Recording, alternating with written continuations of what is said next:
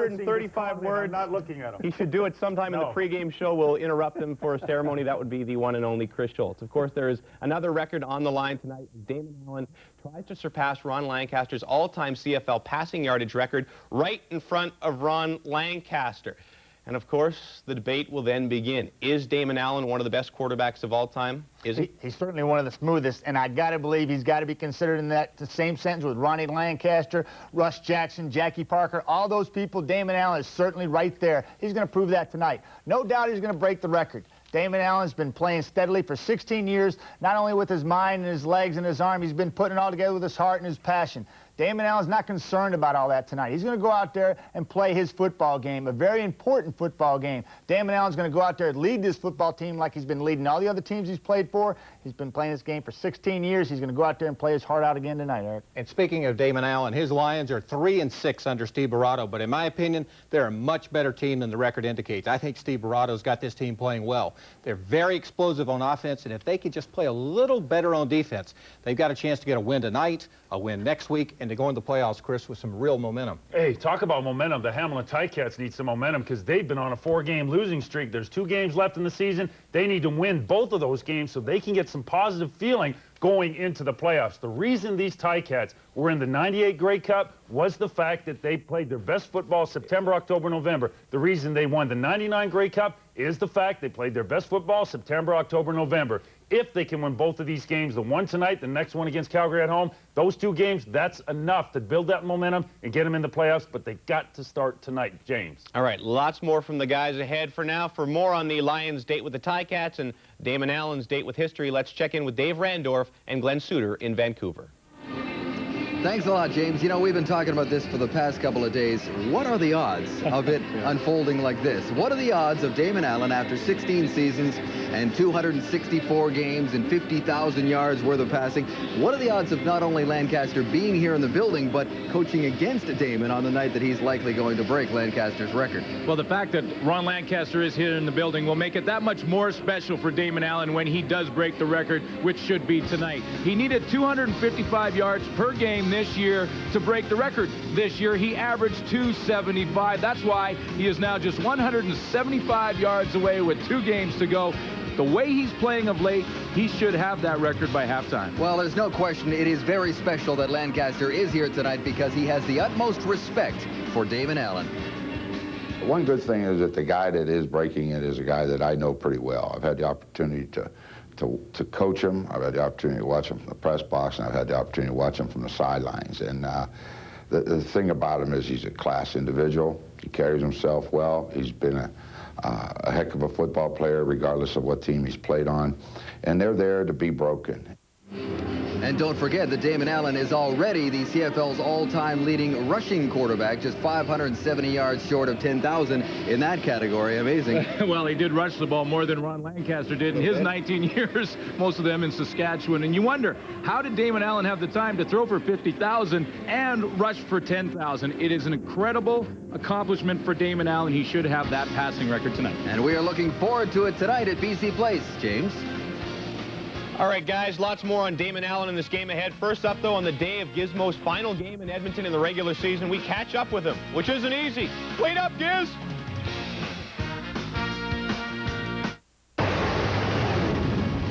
CFL football on TSN is brought to you by Molson Canadian. I am Canadian. Well, you know, all those scary movies they play around Halloween have one thing in common. The killer is never dead. You can shoot him, stab him, blow him up, doesn't matter. He'll be back for another sequel. Well, similar plot line today in Edmonton. The Eskimos kept trying to snuff out the Riders' season, and the Riders kept coming back from the grave. Highlights from Commonwealth. The Giz, his final regular season game, the only Eskimo introduced. His final regular season game at Commonwealth and his 200th CFL contest. A little magic early. First return takes it to the 52-yard line, sets up an Eskimo field goal, cuts the Rider lead to 7-3. Now, before the half, watch though as Gizmo grabs his leg on a punt return, out with a strained hip flexor. Over 1,000 punt returns, and that's one of his first injuries. The gods of football can be evil sometimes. They can. Tied at 13.5. Fourth quarter, after a defensive TD gave the Riders a lead, that's Nealon Green to Kes McCorvey, 6-yard TD, and the boys celebrate with a "we're not worthy" for the Giz. Well deserved. But on the ensuing kickoff, Demetrius Bendros takes off, and he's gone. Well, the Giz has got to pass the torch to somebody. Why not Demetrius Bendros? We'll call him the Wiz. Why not? It's Halloween. Dress up as Gizmo. Second kickoff return TD of the year for Bendros, and he celebrates it with the smooth jiving boogie. Wow. Seesaw battle continues. On 3rd and goal, Green needs it, finds it. Harry Vaughn, Eskimos lead it 30-27. Under a minute to play now. Paul McCallum, 52-yard field goal. Riders season on the line. Good. And we're going to overtime, and what an overtime it was. Trailing by 7. Saskatchewan needs the TD. Marvin Graves to Chris Zarko with the screen. Gets the blocks, and the big fella's rumbling in. Game tied at 44. Now tied at 51. Green will be forced out of the game as he injures his hand, and his absence would stall the Eskimo offense, and the Riders would take advantage. McCallum in to win it from 42 yards out. Money! And the Riders' playoff hopes are alive as they win it 54-52. 46 total points scored in the overtime. Edmonton's chances of catching Calgary for first not completely gone, but severely diminished. Graves and Green both had big games, but the key point in this one, the Riders survived. Yes, they did. You remember that old Bee Gees song, James Staying Alive? Well, that's just what the Riders did today. We saw a great effort. Darren Davis, 220 yards. Just a huge, huge road win for them at Commonwealth. Now, are they going to get in the playoffs? I don't know, but at least they've got a chance now. How does that happen? Well, BC has to lose tonight. Saskatchewan has to beat BC next week by 19 or more. Ooh.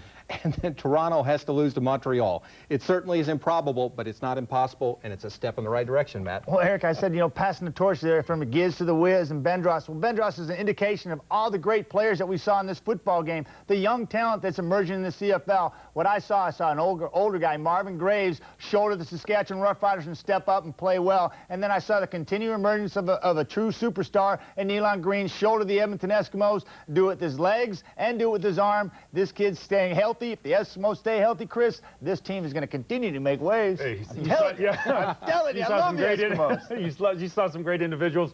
I just like the overtime format. I really do. It's been criticized by some people. I think it is awesome. I mean, Edmonton scores, Saskatchewan responds. Saskatchewan scores, Edmonton responds. They do it again. Edmonton misses a field goal, Saskatchewan gets a field goal. The last possible time they had the football, they scored. I think it is a great format. Instead of running out of time to decide a football game, it's based on the execution of plays, and I think that is great. And Matt mentioned Nealon Green being healthy. His finger injury there, just a few cuts, should be okay for next week's game. And yes, Gizmo's day was a little bit overshadowed by the terrific game and the terrific overtime, but his career will never be overshadowed. This guy was absolutely fabulous. 26 punt returns for touchdowns, had just as many called back. Ken Chillibeck had a chance to sit down and go one-on-one with the ultimate game breaker.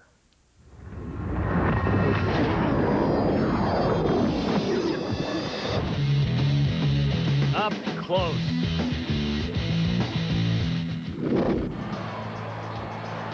Henry Williams begins at the 40. Somehow he got through. He's taken one all the way already. No flags. The Gizmo does it again. First game we played, I was playing kickoff return. The ball was kicked to me. Actually, I fumbled the ball and it went back in the end zone. So I had to bring it out anyway, and I went, I think it was 102 yards. And I got in the end zone, and my coach was running down the sideline. He just loves me, too. You can see him. We got him on film. He's running down the sideline with me, and all of a sudden I take off and leave him. And I get in the end zone, I do the flip. I did the flip. Then all of a sudden, every game now, I score a touchdown. I'm looking at the sideline. He's doing like this here. Do the flip. If you want to do something, you got to want to do it. You just can't be back there and just say, an average returner going to go back there and say, okay, I can get you 10 yards. I can catch the ball. I can get a first down. But a guy that want to go back there want to break one every time, and that was my mentality, try to break it every time I touch the ball. I got 11,000 yards, so you go back and average up those 28 called back, approximately all of them going to be at least over 60 yards. So add another probably about 5,000 or 6,000 yards on that. One of my punt returners called back, and I come to the sideline, and I said, Willie, Man, I don't know who did it. Go, Willie, man, I swear I don't know who did that. So we get back to the hotel and we watch, and they go, yeah, and the clip was on his best friend, Willie Platt. That was funny. Day of the game, I'm the worst. If I walk in the locker room, we got a 1 o'clock game, I'm here at probably about maybe, I'm gonna say 11:30, and I'm talking loud as I can. I know Ronnie, I hope you hear this. Ronnie used to want to kill me before the game. Because Ronnie said, Gibbs, I couldn't have played with you. He said, because I could not have you walking around this locker room keeping up all that noise when I'm trying to concentrate. I said, Coach, we'd be 2 fighting guys in the locker room. I think the hardest part for a lot of guys when they, and any athlete are going to retire, is when they trying to, if they decide to do it when they're not ready, then they have a lot of problems. That, you know, they start second guessing themselves, but no, I'm ready. I've been ready for a long time. I just wanted to come back one more year, you know, to be with the young guys. I think that's the most important thing you're going to miss is the guys, because you'll be around them. For me, for 14 years, I've been around some of these guys, you know, and some of them families and stuff. Some of them didn't even have families when I met them. Now they got kids. I grew up with their kids and stuff, so I'm like a granddaddy to some of them, but that's, I think I'm going to miss the most. This one is going to be for the fans. You know, I'm just hoping the guy kicked me the ball. I just hope he kicked me the ball. All I need is I need at least 3. Then the 4th one I'll take to the house. I need 3 so I can look around and see what's happening. By the 4th punt or the 5th, I should be going to the house then. I got it all planned. This is my plan. So I kind of like figured out I'm going to break one for about 60 yards. When I get to about the 5-yard line, I'm going to flip in the end zone. The numbers are staggering, and not included in those statistics about 8 million thrills for CFL fans over the years. Matt, you played with him. Was it the speed? Was it the moves? What was it? James, listen to what I'm fixing to say here. Hey, it was his preparation, attention to detail that made him special on the field and provided us with all those wonderful memories. All right, well, you saw the wild Edmonton game that Gibbs was involved in. Up next, we'll go back to another wild game. Kerwin Bell wasn't always on target, but he was when it mattered most. Highlights and analysis next. There is Damon Allen live at BC Place, getting ready for his date with history, and perhaps more importantly, at least for him on this night, perhaps a date with the playoffs as the Lions take on the Ticats. Well, at the beginning of the Argos-Bombers game last night, they couldn't find those little orange markers that marked the corner of the end zones. Turns out it's a darn good thing they did locate them, because the game hinged on a very key play at one of those orange markers in the very final minute. Let's show you the highlights of the Argos and the Bombers. First quarter after Kerwin Bell interception, Kahari Jones for G. Roy Simon. Hey, G. Roy, way to sell out on the play. That's a great effort, kid. But it was costly. Simon separated his shoulder on the play, got the touchdown, but Eric will have more on his condition in the moment. 14-3 Bombers in the second. Bell on the beauty bootleg and scampers in for the major. But I tell you what, you must not treat your boys that way. And then he goes down to boot. But he got better after that. Yeah, first play for the Bombers, it's Kahari. That was right after that Bell touchdown, and Albert Johnson just streaking. The man has speed, he has the hands, and he's into the end zone, 73 yards, 21-10. 31-24 Bombers in the fourth. Argos at the Bomber 20. Bell to Mookie. Touchdown, we're tied at 31. Argos playoff hopes are still alive, still tied. And how's this for a finish? 20 kicks left. Noel Prefontaine. Keeping the season alive. What a kick. Huge punt. Albert Johnson's got to get out. At the goal line, though, nailed by Brad Elberg. And as we look at the replay, right by that orange marker, Elberg just knocks him out. Perhaps if the ball was in the other hand, he would have gotten out. He didn't. The Argos win on a good old Canadian whoosh. 32-31 is the final, and Pinball and company are still alive. They had almost 500 total yards of offense, most in the second half. Michael Jenkins, a huge night, 129 yards rushing. And so what does it all mean? Well, here's the complete race for the final 2 playoff spots in the CFL. Remember, there are crossovers. Winnipeg and BC control their own fate. One win, they're in. Toronto can make it if they win next week, and either Winnipeg loses or BC loses both of its games. Saskatchewan needs BC to lose tonight. They need to beat BC big next week, and they need Toronto to lose in Montreal next week. Got all that, folks? I thought the Argos were dead at halftime last night. I thought they were too. It was a tale of two halves. Kerwin Bell carried over a poor performance last week into the first half of last night's game, and then he simply caught on fire, going 9 of 10 for 2 touchdowns in the third quarter, and simply set the tone for the second half and to keep this season alive. I was on Kerwin pretty hard last night in the first half, and I should have been. He was off, and he'd be the first to admit it. But then in the second half, this guy dialed in big time. He was completely on fire, and he's throwing the ball around like we know Kerwin can. And you know what? The winning and losing in football is a matter of those close games and making the plays at just the right opportunity. When you think about the fact that Toronto had a disastrous effort against the Edmonton Eskimos, came back and played as well as they did in the second half, shows a lot about their character. And I think Michael Clemens is a big part of that. He has those guys believing that they can win these games. I don't know if Toronto's going to make the playoffs, but I do know they are a much better football team in October than they were last August of this year, Eric. Hey, Chris, there's no question about that. And what a big win for the Argos, and what a tough loss for Winnipeg, and an expensive one, too. You saw Geroy Simon go down. You saw Albert Johnson go down. You saw Eddie Blake go down. In fact, Simon and Johnson could both be gone for the year. Just huge losses. But what has history taught us about these Bombers? Don't write them off. When you think they're done, they have a way of bouncing back. They're just like their coach. They reflect his personality. And if they get in the playoffs, anything can happen, James. We've had 2 thrilling games this weekend. We have a player on the verge of history tonight, another key game. And we haven't even talked about the 2 best teams in the league. They hook up tomorrow. It is the Stampeders and the Montreal Alouettes. The Alouettes have clinched first. The Stampeders can clinch with a victory. And perhaps, yes, perhaps a Grey Cup preview tomorrow in Calgary.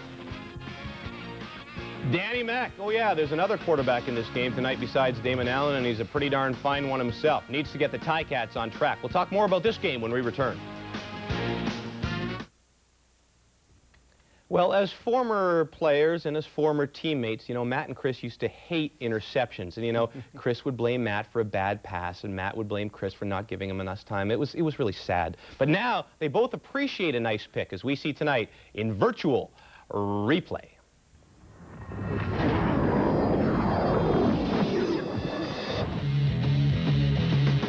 Virtual replay brought to you by Molson Canadian. I am Canadian. Matt, when the Hamilton Tiger Cats were hit with quarterback injury, everyone expected that the defensive football team would take it over. You know, be the biggest part of winning football games. But really, that didn't happen until the fourth quarter of last week's game in Winnipeg. And this was the play, the interception by Rob Hitchcock. Oh, and what a play it was. Rob Hitchcock shows us that you can't be one-dimensional and play in the 39-man roster that you see in the CFL. Here you see him undercut a Kahari Jones pass and take it in for a major score. Number 42 is normally a free safety playing in the middle of the field, but he's forced to play the weak side or will linebacker position. And what he does is simply just take over and this ball game with his instincts. He reads Kahari Jones' eyes, flies out of the screen, and undercuts his throw, makes a great catch, keeps his balance, and puts the Hamilton Tiger Cats back on track. Yes, we've been giving Damon Allen the record tonight because it's not that many yards he's away from it, but it's not an easy task against Rob Hitchcock and the Ticat defense. For more on this game, let's check in again with Dave Randorf and Glenn Suter in Vancouver. Guys? Thanks, James. So we are on the CFL History Watch tonight at BC Place, and when you're talking about any record falling and comparing different records and different numbers, you always have to consider a few things. First of all, we have kind of 2 different situations here. Ron Lancaster played for essentially one team. Most of his career was played with the Saskatchewan Roughriders, while Damon Allen had 6 different stops with 5 different teams. And of course, most obviously, these are 2 different eras we're talking about here. Lancaster's record is 22 years old. Yeah, when you compare the numbers between Ron Lancaster and Damon Allen, I think, first of all, you have to consider that Lancaster played 3 more years, but it was at a time when there was only 16 games in the regular season. So Damon Allen will actually beat Ron Lancaster's record in 24 less games. And Lancaster joked in the press conference yesterday saying, hey, I congratulate Damon Allen for breaking the yardage record, but I'd like him to break all my records, including that one at the bottom, interceptions. He's 183 behind Ron Lancaster. He said he could break that one if he wanted. Yeah, I'm sure he would love to see that one fall, but Damon's got a ways to go to catch him in that category. That is the CFL comparison. comparison. However, conceivably, Damon Allen, he's not done yet. And when he is done, he could easily attain 60,000 yards passing. He looks that good right now. And that's when you have to start looking at the comparisons as they pertain to all of football. Oh, absolutely. Right now in the National Football League, Dan Marino set the passing yardage record last year, over 61,000 yards. But I think what's interesting here is that when you take the attempts, Dan Marino attempted over 2,000 more passes in his career than Allen has. If you can give Allen those attempts, he actually throws for 67,000 yards at this point in his career, which obviously would be more than Dan Marino in the National Football League. You had the abacus out last night, didn't you? You really worked at those numbers. Very good. Now, while we're on the topic of the NFL, as many of you know, Damon is, of course, the younger brother of Marcus Allen, the former great running back for the Raiders and the Chiefs, and he sent along his best wishes to his younger brother as he attempts history. Damon, I just wanted to wish you the best this weekend in your upcoming game. I realize you're 175 yards away from breaking the all-time Canadian passing record. I am in your corner. I'm your #1 fan, and I think you know that, but I'm going to say it again. I am your #1 fan. I love you, and just do what you do.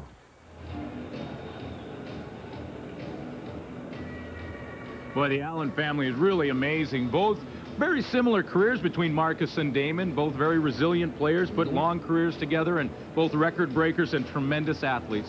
There are 5 boys in the Allen family and 1 sister, and as you mentioned, they are all athletes, but the spotlight tonight is on Damon Allen. James? All right, thank you, gentlemen. Here are your starting quarterbacks, brought to you by Robbins Donuts. Still rocking after all these years. We've said it all about Damon Allen. Good chance to break history tonight. And you know what? Danny Mac, no slouch either. He, by the way, has 33,000-plus yards all time, and he may well hit 50,000 before he's done as well. Aims to play several more years. And oh yeah, the game. It is a crucial one. Sure, Danny Mac and company have locked up a playoff spot, but they need to get back on track. They've lost 4 in a row. And Damon Allen, they need this victory to lock up a playoff spot in the West. We'll get you ready for kickoff next.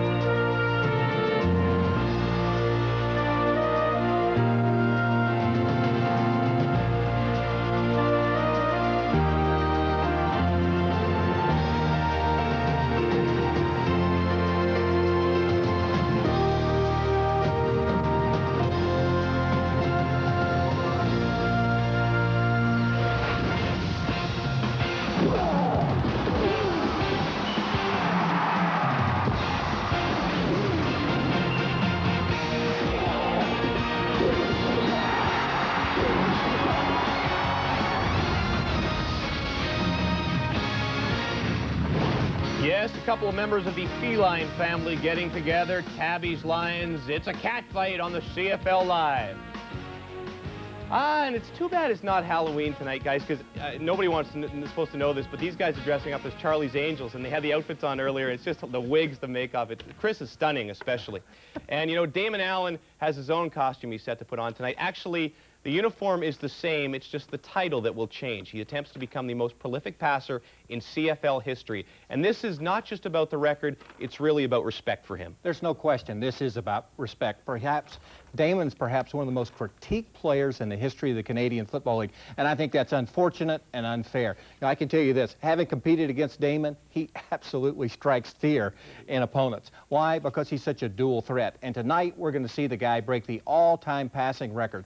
But I'll tell you what, soon he's going to pass the rushing mark of 10,000 yards for a quarterback. To put that in its proper context, only one other quarterback in Canadian Football League history has rushed for over 5,000 yards. Damon Allen is an amazing, amazing athlete. He really is. And I had the pleasure of bringing him into this league, and he was my kind of like an understudy. And I'm not taking anything away, but I'm attached to what's happening tonight. I've been attached to this guy's career from the beginning. I remember sitting down with Damon Allen out at Commonwealth Stadium and talking to him about the situation with the Edmonton Eskimos. Damon being 1A, me being 1, and just sitting there talking to him as a young quarterback. And, hey, how are we going to take this team? How are we going to get to the Cup? We're going to do it together. And I think this epitomizes Damon Allen's career. He does it together. He doesn't single himself out. A picture paints 1,000 words, right? Damon Allen has been painting pictures for the Canadian Football League fans for 16 years, and I expect him to do it again tonight, Chris. Damon Allen is the leader of the offensive football team for these BC Lions, and that is the best part of this team right now. Key reason, Robert Drummond and Sean Millington, they are absolutely on the top of their game and being confident and aggressive. So the key is, how does Hamilton play them defensively? Hamilton uses their defensive line, sacrifices those guys up front for the linebackers to make the plays. If Hamilton's going to win, they're going to have to execute that defensive system. If BC's going to win, we got to see some good games from the running backs. That's the key. And you know Damon Allen will be focused on that game and probably won't even notice he's breaking the record until it actually happens. He has had an amazing career, and perhaps close to Halloween it's appropriate. The one thing Damon Allen did most was scare the heck out of opposing defenses. Looks to the end zone. Yes! Second down play for the Eskimos. Under pressure, Allen. Allen is going to look deep into the end zone for Eddie Brown. Touchdown!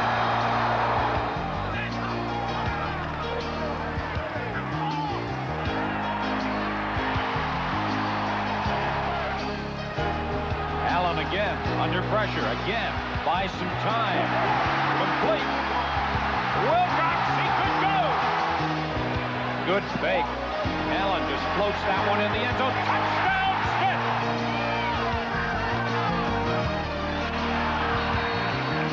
First down, Tiger Cats. Allen looking deep.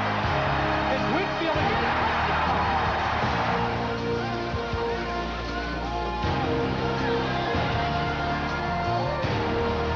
David Allen has to get to the end zone here. Looks. Got it. Touchdown.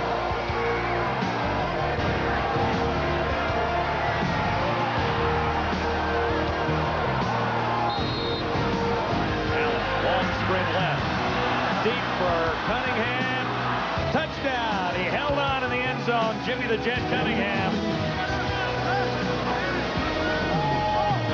Here's Van Blair, and there's the touchdown.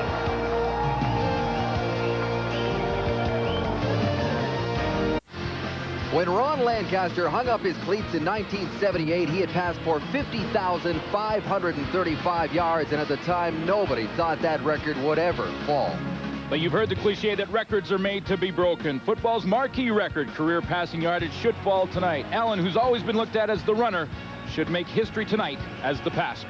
So welcome, football fans, to Vancouver for what we feel could very well be CFL history. It's the cat fight under the dome, the Ticats and the Lions. Ron Lancaster, sure, he will watch his record fall, but he would also like to watch his team get a win. They have lost 4 in a row. Steve Barato, 3-5-1 as the head coach of the BC Lions. Took over in Week 8.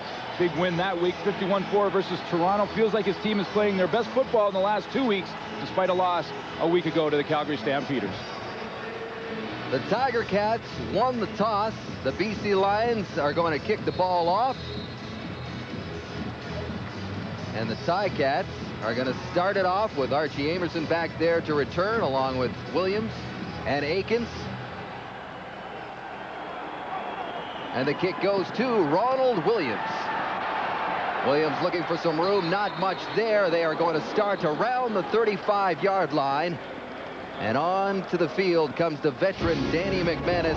The starting lineup brought to you by Midas, your auto service experts. McManus at the controls. Ronald Williams having a great season. And Darren Flutie very close to a 1,000-yard receiving season.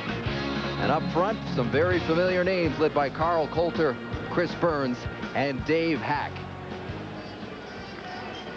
Danny McManus got back into full-time action last week in a losing cause in Winnipeg, and Ron Lancaster admitted he looked a little rusty. Here he is on first down, going to the air, over the top. He was looking for Mike Moriali. Defensively for the BC Lions up front, they welcome the return of Herman Smith, 7 sacks on the season. A newcomer in the middle at linebacker will be Damon Cogdell. And in the secondary, Jason Crum moves to free safety. Central McClellan goes to halfback after Raphael Ball was released this week. And Herman Smith, as you mentioned, he's also back into the lineup for the BC Lions. Coming off a shoulder injury, says he's not 100%, but it's now or never. 2nd and 10. McManus out of the shotgun. Flag is down. Yeah, you mentioned that Ron Lancaster said that Danny McManus looked a little rusty last week versus the Winnipeg Blue Bombers. He said he recognized where to throw the ball. He was just rusty in his execution. Offside. BC, his second down repeated. Well, they rallied after falling down big time to the Winnipeg Blue Bombers, but the rally fell a little bit short. And the Hamilton Ticats losing streak grew to 4. And this is not the time of year to have a losing streak like that. Well, no, and even though they've locked up second place in the East Division, this is a very big game for them, confidence-wise. After the penalty, it is 2nd and 5 from their own 39-yard line. Here's McManus. He'll pass, looking for Grant, and there's the flag. That will very likely be pass interference on Raphael Ball.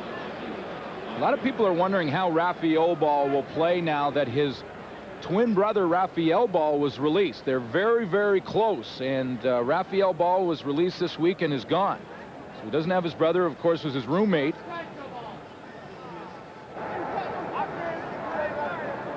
Pass interference.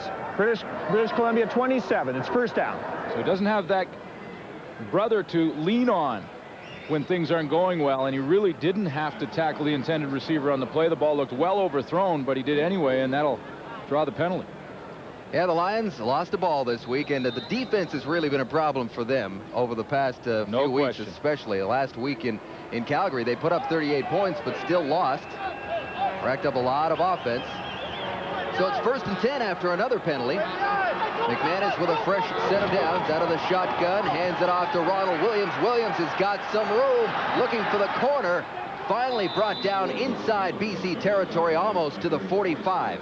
You know, Ron Williams is a guy that, you know, we've talked about many times with the Hamilton Tiger Cats as to being a key for Danny McManus to provide balance for their offense. Ron Williams is really putting together a tremendous season. We always talk about Mike Pringle. We always talk about Kelvin Anderson in Calgary. Ron Williams is having a great year, his best to date. Well, it was a very scary sight a week ago when he was carried off the field in Winnipeg on a stretcher and placed into the ambulance, but amazingly, he didn't even miss a practice. And he is back out there tonight. 1st and 10, Hamilton. McManus just gets that ball off in time. He was looking for Flutie, and it's picked off. Central McClellion has it. McClellion is still on his feet. Oh! What a hit. Mike Fletcher. Oh, boy. It's scramble time when Central McClellion reverses his field. Everyone's trying to pick up a block, and Mike Fletcher put a huge hit on Archie Amerson right over the middle. David Benefield provides some pressure on Danny McManus. He throws a football he probably would like back. Benefield's pulling McManus down, and then the interception at the other end was really a toss-up between free safety Mike Crum or Central McClellion. McClellion comes up to it. Watch the block, though, by number 6, Mike Fletcher. Well, it happened just after the play. And after an 18-yard return, the Lions offense goes to work, and Damon Allen, of course, at the controls as he hands off to one of his 2 great running backs. Damon Allen, all eyes on the man poised to make CFL history tonight. There was a flag on that play. You think he's, he's a veteran, 16 seasons. Offside. Hamilton 77. Repeat first down. We'll take a look at the Lions offense, brought to you by Midas. There is Allen. Check out the backfield. Between Millington and Drummond, there is 1,600 rushing yards between the 2 of them. More than that, in fact. And the offensive line is solid with Jamie Terrace, another veteran, right in the middle. 1st and 5. The handoff goes to Millington. Picks up a couple. We got to go back one more time to the first turnover of the game, and that's the interception by Central McClellion. As he reverses his field, I was alluding to the block by Mike Fletcher, and it was a big one on Archie Amerson to set the tone. You see right there, number 6 on number 9, a huge hit across the middle, and Amerson lost his helmet on the play. His 4th interception of this season. 2nd and 2. Allen keeping it along the ground. Hands off to Millington, who picks up a first down. I was in the process of asking you, after we look at the Hamilton defense. Yeah, defensively up front, no word on Mark Word. Walked out of training camp, no one knows where he is. Gonzalo Floyd will go the whole way up front. And in the secondary, Rob Hitchcock having a great year at the free safety position. And Don Smith back on the corner, replacing Kevin Brooks. And there is Floyd, who now has full-time duty with Word missing. Allen looking to put up his first pass of the night, and it's a long one. He's got Oliver wide open. Touchdown!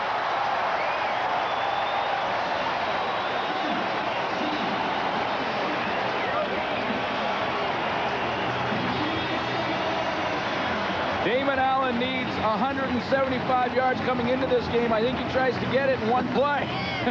You know, you can take your time, Damon. The game's 3 hours long here. You're right. I think he wants to get this out of the way in a hurry. A big strike through the air. Well, this is really a night that Damon Allen has a chance to show people once again, like he has throughout his career, that he is more than just a runner. And that throw to Jimmy Oliver proves the point. He is a very, very accurate passer, has been his entire career. And that's why he's close to making history tonight. And that much closer now. The extra point by Lou, and it's 7-0 BC after a 51-yard bomb. Allen to Oliver. Swipe your club card at Safe. Well, Damon Allen got this place jumping. A 51-yard strike to Jimmy Oliver to open the scoring. It is a perfect throw from Damon Allen. He's going to run a little play action to Robert Drummond and then step up in the pocket. And with Gonzalo Floyd right in his face, look at the accuracy on that throw. Hits Jimmy Oliver in stride. He doesn't have to adjust his running, straight into the end zone. 51 yards closer to the all-time passing yardage record. Damon Allen at 124 and counting.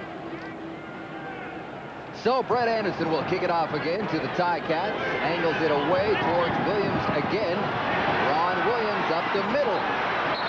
Just beyond the 35 is where Danny McManus will start again. Wow, when you're looking at this football game from the Hamilton Tiger Cats point of view, I think you really have to stop the bleeding and end this 4-game losing streak. Yes, they've locked up second place in the East, but it's very important for them to get back on the winning track. Yeah, the Hamilton Tiger Cats really were on a roll this time last year heading into the playoffs, which made them such a favorite going in. And obviously they looked great in the postseason. Exact opposite story a year later as the defending champs. McManus out of the gun. The pocket collapsing. McManus lets it go, and Morreale couldn't bring that one down. Tight coverage by Bo Lewis. Well, we mentioned Hamilton and how important it is for them psychologically to win this game. For the BC Lions, D-Day. Time for the defense to step it up. In the last 4 games, they've given up close to 2,000 yards of offense. And that last one, history in the making. Damon Allen now just 124 yards away from the all-time passing record. And that's got to be on the minds of most players in this ballgame, don't you think? Oh, I think so. And I think across this country, players and fans are watching to see history in the making. It's 2nd and 10 for the Ticats. McManus again to the air and incomplete. He was looking for Amison, and the play was broken up. 2 and out. Well, you know, right now, Danny McManus is having trouble finding an open receiver. Every time he throws the ball, it's very tight coverage from the BC secondary. We mentioned the troubles they've been having on defense for the BC Lions, and they've been struggling all year to find the personnel to fit what the defensive philosophy is here in BC. They're still trying to work on it at this point of the season. Little blitz off the edge from Chuck Levy, but no one open downfield for McManus. Mike Fletcher back to receive this punt for the BC Lions.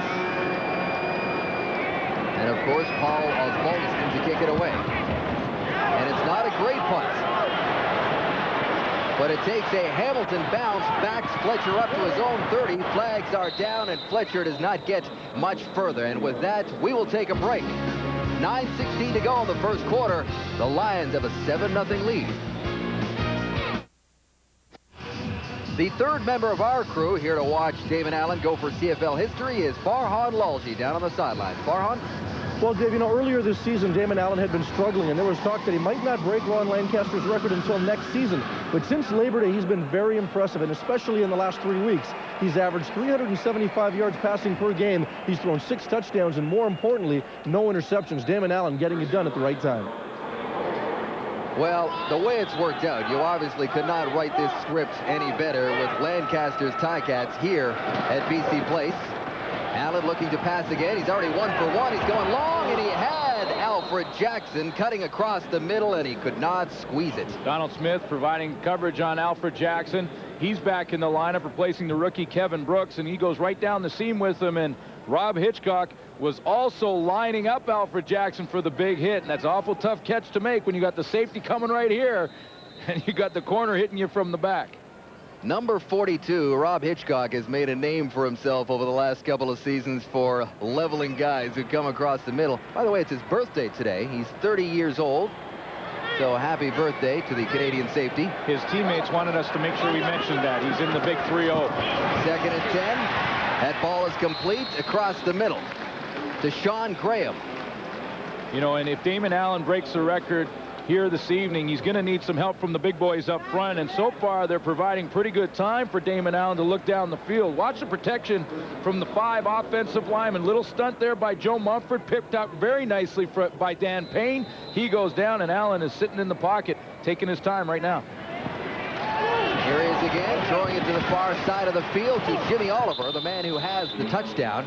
Now, we've been giving the record to him. A lot of people just expect it will happen, but we should point out there are 4 games this season in which Damon Allen failed to throw for at least 175 yards through the air. Yeah, like Farhan mentioned, though, his last 3 weeks have been his best 3 weeks, right, averaging 375 yards, and that's one of the reasons that even Ron Lancaster was saying yesterday, yeah, it should fall here this evening. But he said, if it falls, it means he's getting a first down or a touchdown. So I don't know. I got mixed feelings.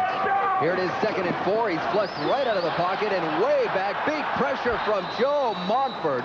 And down goes Allen for a huge loss. Well, first of all, the play, there was a high snap from the center, Jamie Terrace, and Damon Allen had to sort of catch it on the dead fly. But how about the tremendous speed of Joe Montford?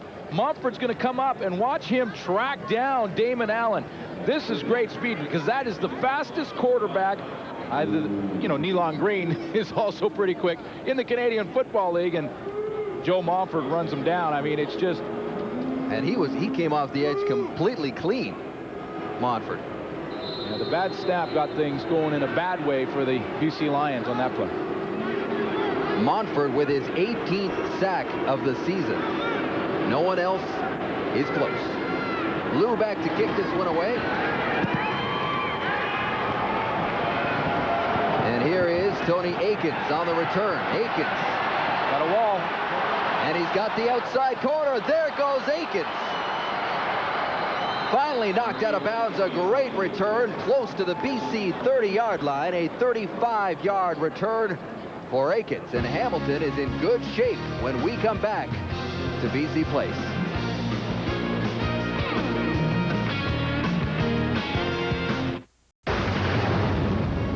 CFL football on TSN is brought to you in part by Molson Canadian.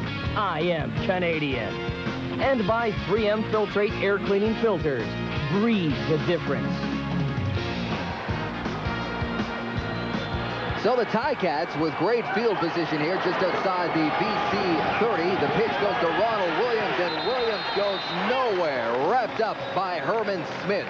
We got to go back to that big punt return from the Hamilton Tiger Cats, and they set up the picket fence perfectly. Hold it right there. Watch the angles. Good angles on the block. Good on the outside here. Now run it a little bit further. Right there. Another good angle. Right there. Enough right here to get him outside. And then one more time. Hold it right there. There's an angle, and you're going to get a good angle here, and that gets Akins to the outside. The wall is set up and executed perfectly. That return executed perfectly. That last play not a loss of 7 as Herman Smith stuffed the run. So it's 2nd and long for the Ticats. McManus again, draw play to Williams, who gets close to the original line of scrimmage, just inside the 35. You know, Glenn, the last time this man was in this building was the Grey Cup, and did he ever have a ball game catching 2 touchdown passes, and he's only 31 yards away from another 1,000-yard season. It would be his 5th consecutive season with 1,000 yards. Well, Mr. Consistency, Darren Flutie, always been the go-to guy for Danny McManus throughout his career, and where Darren Flutie goes, Danny McManus goes, and vice versa. They stick together, and it shows when they get on the football field, and that's where Darren Flutie is, 1,000-yard seasons in the overall list. From 41 yards away, Ozzie drills it right down the middle, and the Ticats are on the board. And by the way, he also holds on field goals for Paulus Bowes. And does it very well. Yeah. Well, you got pretty good hands. You go in there and you hold on field goals. You got to get the guys with the hands to do the holding duties. But I tell you what, Darren Flutie needs to have a big game tonight. I mean, he gets that 1,000-yard season, then he's right behind Narcisse Elgard and Alan Pitts, of course. Pitts is the only one still playing on that list other than Darren Flutie. So he needs to have a big game tonight, does Flutie, because that has been a problem the last couple of weeks in this losing streak for Hamilton. The receivers have just not got open consistently for whoever's been playing quarterback, whether it be Todd Bankhead or Danny McManus. Well, maybe this building will help him. He seems to like it. His career high for one season was 1994. When he was a BC Lion, he had over 1,700 yards receiving. You know what's amazing about Darren Flutie is when the games become more and more important, he plays his best football. Absolutely. You look at his playoff average, and he's close to 100 yards per game in every playoff game he's been in, and that really is incredible. The great ones play their best when it's on the line, and Darren Flutie is one of the greatest. Well, fans around here will never forget the touchdown that he caught in the 1994 Western Final from Danny McManus to beat the Calgary Stampeders and his brother in the snow. It was a classic CFL moment. Well, and the play before that, he caught the deep corner. That's right. To get him down there. The Jet settles under this one, takes it inside his 15. Jimmy the Jet gets over the 25, and back onto the field comes Damon Allen, 107 yards away. We had a nice chat, of course, with Damon Allen yesterday and talked about the record and went through memory lane a little bit with the future Hall of Fame quarterback, and he said his first start ever in the Edmonton Eskimos organization, our very own Matt Dunnigan was injured. They were playing the Montreal Alouettes. He got the start.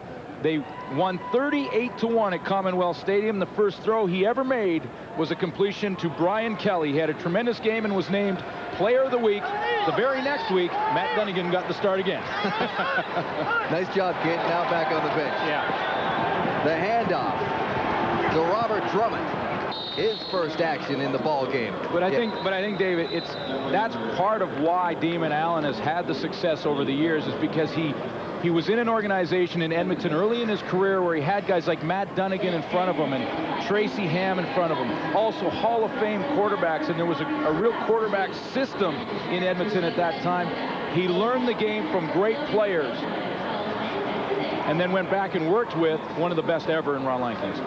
He also gave credit to a guy I'm sure Matt is very familiar with, Steve Goldman, who was his very first quarterbacks coach in Edmonton. He was quick to give Goldman a lot of the credit. Taught him how to read defense in the CFL. 2nd and 5. Allen looking to pass over the top. Jimmy Oliver's been busy. That ball is loose. And who has it? Gonzalo Floyd says Hamilton does, and they do. We talked about the Rob Hitchcock, the big hitter in the middle, and how he has created a mystique about the way he plays this football game and a reputation. And when Rob Hitchcock comes up and puts a hit on Jimmy Oliver, the ball comes out. He's coming across the middle. Watch 42. There's the hit. The ball's on the turf. Definitely a fumble. The Ticats take possession. Let's Rob Hitchcock just come out of the middle of that defense and put the big hit on Jimmy Oliver and get that football out of there. He closes in a hurry, comes up and hammers Oliver to the ground. That ball pops out. Rob Hitchcock had a big interception return for a touchdown a week ago in Winnipeg that really got the Ticats right back into the ball game. And he makes a big play there, again giving his team good field position to work with. Danny Mack from the 41. Out of the shotgun, quick release, looking for Flutie, and he got it on the second effort. Great catch by Flutie. McManus is still down. Yeah, and he got pounded. The BC Lions went with the all-out blitz. They're sending everybody. And he takes a big hit after the fact.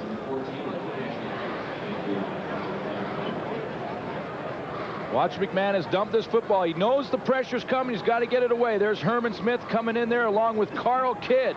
He goes down hard, and he's holding that right arm.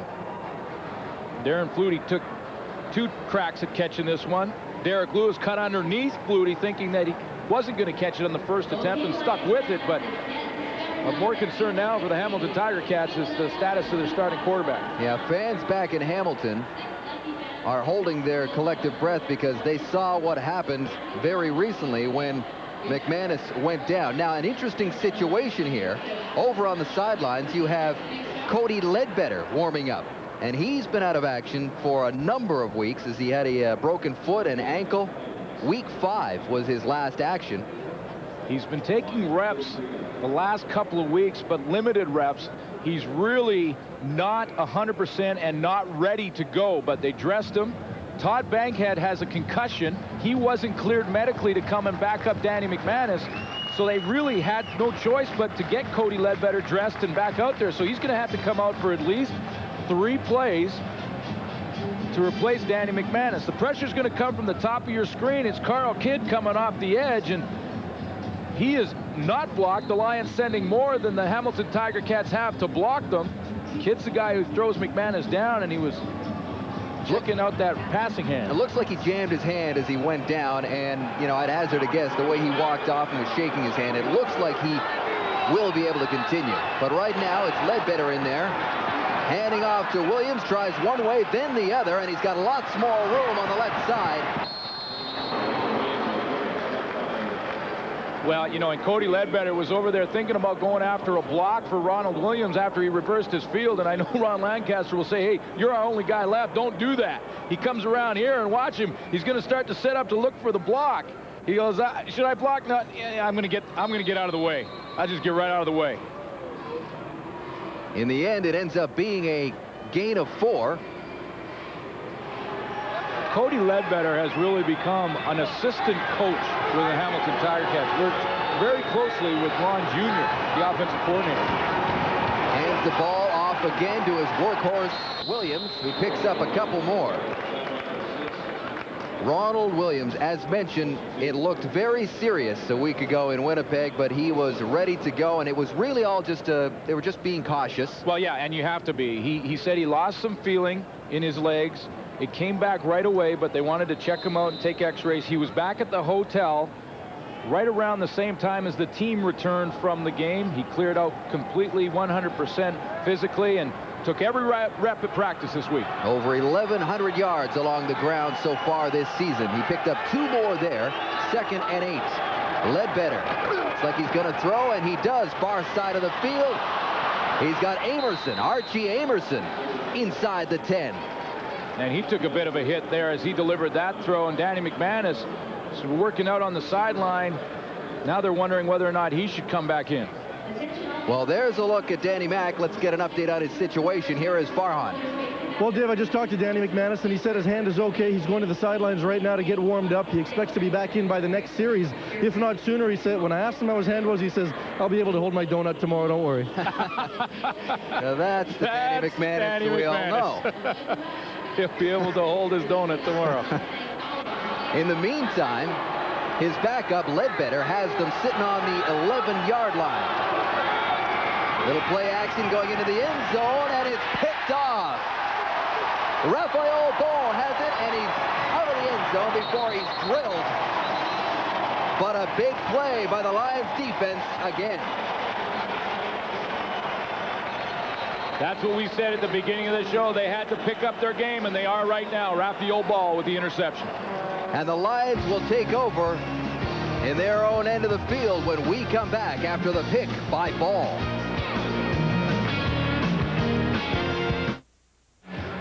Raphael Ball, after the interception, is down on the field. Looks like they're working on his knee.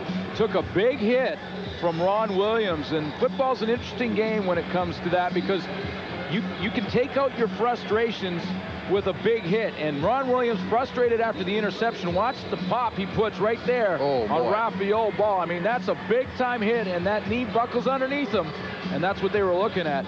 Ron Williams taking out some frustrations on the defensive back. Williams weighs 220. Ball is 180. And the weight just caused that knee to buckle, but there's a great sight as Raphael Ball is up, but it is obviously very tender. That's his second interception of the season. And he's not putting any weight at all on that right knee, which is not good news for Raphael Ball, as they're almost carrying him off. Now, Carl Kidd, who has come in the football game as a linebacker, will likely replace Raphael Ball in the secondary somewhere. Steve Barato and his defensive coordinator, Mike Roach, have some decisions to make now, and he's talking right now to Mike Crum. Yeah, Mike Crum actually got beat on the play, and Ledbetter recognized that Crum was shallow. Tried to throw it over his head, but Raphael Ball, with the great closing speed, came up with the interception, really bailed out his safety, and that's exactly what Steve Barato was talking to him about, and that's a good sign.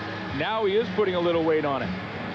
The good news, as we mentioned, is that the defense steps up, makes another play, because that has been a problem for the BC Lions of late. But right now, Allen, 99 yards short of the record, takes over on his own 8. He hands the ball off to Millington. Diesel gets just over the 15-yard line. What a season Sean Millington is having, the veteran out of Simon Fraser University. Career highs in both rushing and receiving. Yeah, we talked to Damon Allen yesterday. He was saying that, you know, Ron Lancaster always had George Reed in his backfield, and that's one of the reasons that he had a lot of success. He had a good running game, and throughout Allen's career, he has had very good backfields to work with, and no exception this year. And the handoff goes to Millington again. Well, you look through his career. When he was in Edmonton the first time, Damon Allen had Chris Skinner and Milson Jones in the backfield. And then in Ottawa, he had Reggie Barnes, who became the Rookie of the Year. He had Michael Souls and Blake Marshall in his second trip to Edmonton, big power backs. And, of course, Drummond Millington here in BC. I mean, he's always had very good backfields to work with, and that has always provided balance for Damon Allen. This will be the final play of the first quarter. They'll play action. Allen swings it out far side to Jimmy Oliver, who dropped it the last time he caught the ball, and that one was loose as well, but it went out of bounds, and the BC Lions will still have it. That is it for the first quarter of play. Allen with a big bomb got the Lions off to a great start. It's 7-3.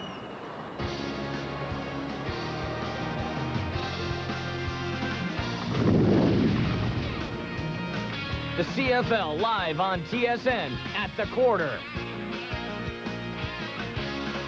Welcome back, James and the boys in the studio. And you know, most of the attention going into this game, and rightfully so, has been on Damon Allen and the Lions' passing game. But you don't even think that's the key to this one, really. Hey, if Damon Allen's going to have a good game, it really depends on how well he gets these running backs going. And right now, I see the Hamilton Ticats playing some pretty good run defense. They're flowing to the football effectively, and they're really working together as a unit. If you're going to be a good defensive football team, you all have to be at the right place at the right time. You have to be aggressive in your tackling, and you have to maintain that intensity the whole time. I see some good defensive line play, some good linebacker play from the Hamilton Ticats, buddy. Chris, whenever you talk football, head coaches always talk about plus-minus takeaway ratio, right? And right now, I'm looking at the Hamilton Ticats. They're sitting at -16. They can't afford to turn the football over. BC's been taking care of it much better than they have this year. They're at a +1 ratio right now. That's positive.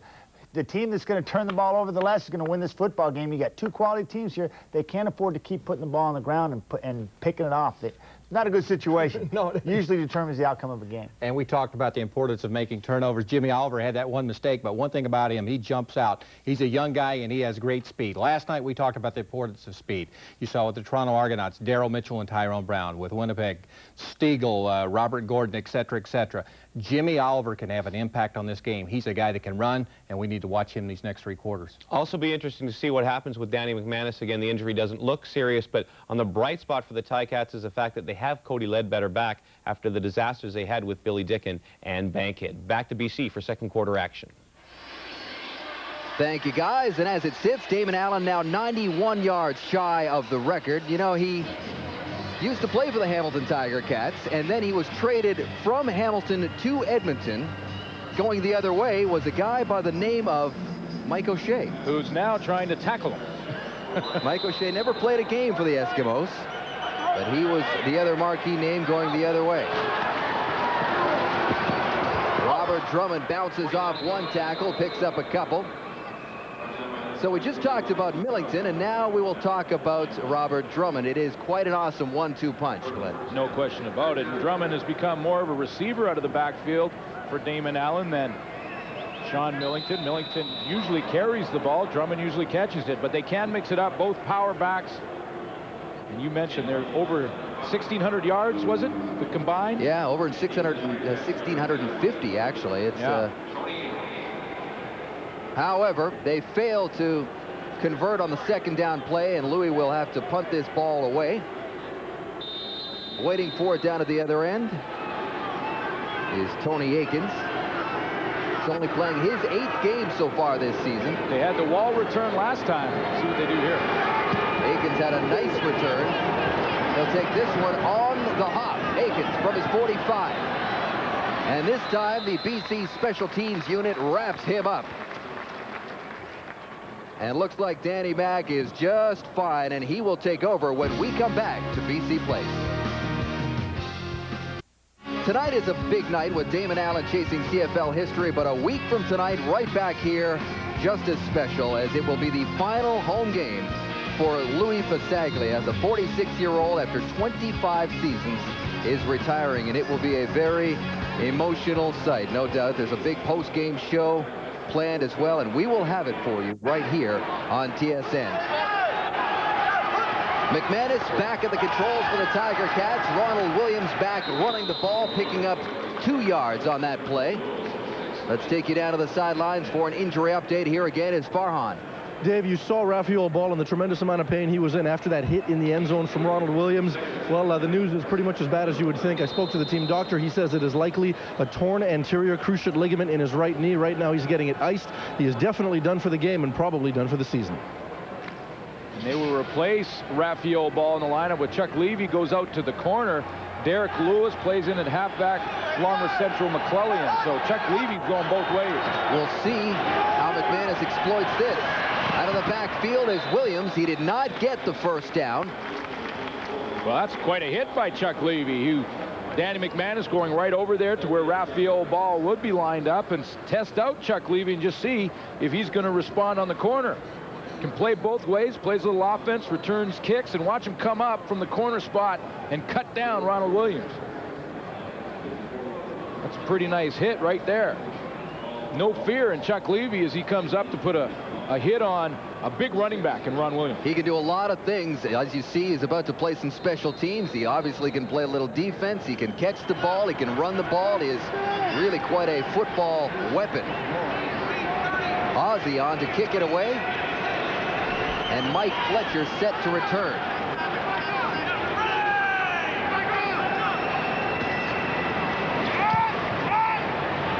Good low punt by Osbaldiston inside the 5. Is Fletcher looking for a lane up the side, and there was none.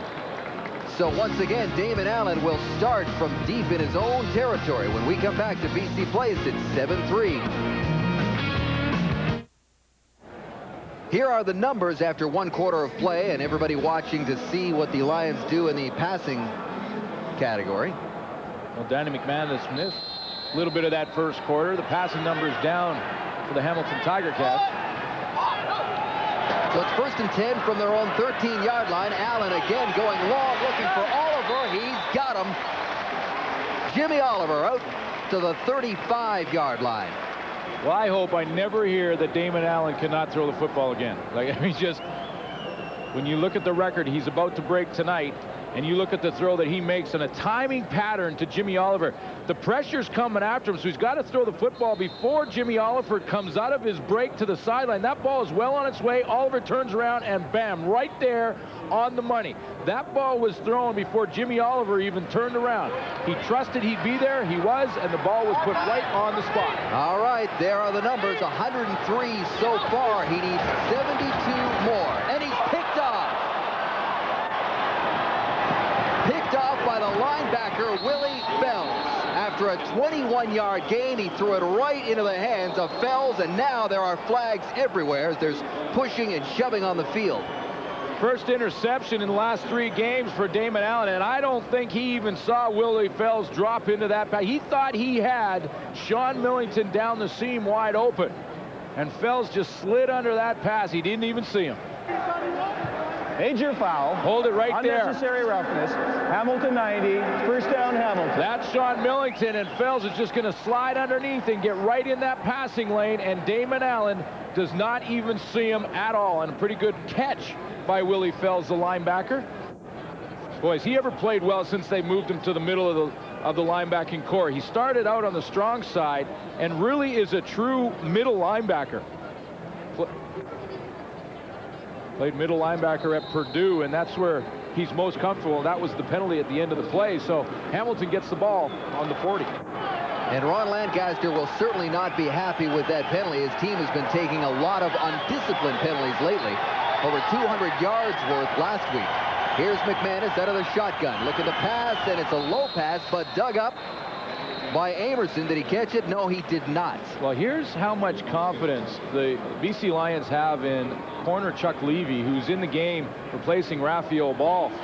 Chuck Levy has flip-flopped in the 2 series to the short side of the field. And usually when you're replacing a player, the guy that replaces the guy is going to be to the wide side. And because it's a longer throw and the ball takes longer to get out there. Chuck Levy's going to the field side, the short side of the field. It's a quicker throw. That's how much confidence Steve Barato has in Chuck Levy. 2nd and 10 for the Ticats from the 40. McManus looking long, and the pass is long as well. There was a little bit of contact between Amerson and Central McClellan, but no flags anywhere to be seen. No, and there shouldn't be flags because Central McClellan was really just defending his ground, and Archie Amerson ran into him. You're allowed as a defensive back to just defend your ground and make contact as long as the receiver is trying to go over you, and it was right at the end of that play where Amerson gave him a little push, but there's the contact. Central McClellan just holding his ground. Amerson tried to go in the middle. The ball was thrown to the outside and not catchable anyway. So this will set up a long field goal attempt for Osbaldiston from 47 yards away. His long this year is 52. And Ozzie, the veteran, has missed it. Cunningham to run it out, gets just outside his 5-yard line, but the Ticats come away with nothing after the interception by Fells, and it remains 7-3 BC. Well, Damon Allen, this is your life. 37 years old in his 16th CFL season. There he is back in '87 with Edmonton. Then he went to Ottawa where he had a 1,000-yard rushing season. Was an Eastern All-Star. Yeah, with a Ticats. Then back in Edmonton where he won another Grey Cup. Remember the Memphis Mad Dogs? I'd like to forget, thank Love you. those uniforms. And now his 5th season as a BC Lion, and he hands the ball off to Sean Millington looking for some room. Flag down on the play. Going against the BC Lions, a holding call up front will be the call from the officials, and that'll push Damon Allen back, but give him a down back, so he'll be 1st and long. Go half the distance to the goal line. Allen also had an opportunity. BC 68. Penalties decline. 2nd down. He also had an opportunity to be a baseball player as well, as many people probably know. He was drafted by the Detroit Tigers right out of college, where he played at Cal State Fullerton. He played 2 sports there. And he didn't really take it seriously until he got a shot to play some A-ball in the Pirates organization in 1993. Here he is on 2nd and 9. Swinging it out. Got his man, Robert Drummond, out of the backfield. Well, Damon Allen told us that He became a passer in a very unusual way and became a quarterback in an unusual way when he was back in Pop Warner. And Pop Warner in the United States is sort of community football where young kids go out and play basically in the playground. And he was a free safety at that time. We can't hear the ref anyway, so I'll finish my story. He's a free safety. He throws the ball back to the official. He was covering a guy. Yeah. He broke up the play. Right, picks the ball out. Well, he picks up the ball and he throws it back to the official. And the coach goes, whoa, that was pretty good. Guy's got a pretty good arm. It's got a good arm. And that's where it started. And that was a big penalty. That was a huge penalty right there. Pushes Damon Allen almost to midfield. And the update is this: 54 yards away from history for Allen. Back to the air, far side of the field. He has Don Blair for his first catch of the night. Gain of about 3 yards. And there's another flag down on the play. And interesting for Don Blair, a real slow start to the season. In fact, a horrendous start to the season. And then in his last 4 games, as he's really picked it up, he has 601 yards receiving on the year. In the first 9 games of the season, he had 290 yards total. In the last 4 games, he's put up 311. So more than half of his yards this year came in the last 4 games. Hamilton 99. First down. Wow, another bad penalty for the Hamilton Tiger Cats as Jeff Cummins gets nailed for objectionable conduct. Easy for me to say. Thank you. Back-to-back big penalties against the Ticats. And as mentioned, last week in Winnipeg, they had 16 penalties for a total of 211 yards, and Lancaster was not happy about it at all. Yeah, of course he's concerned. I mean, this is a team that is ranked second to last in the league in penalty yardage.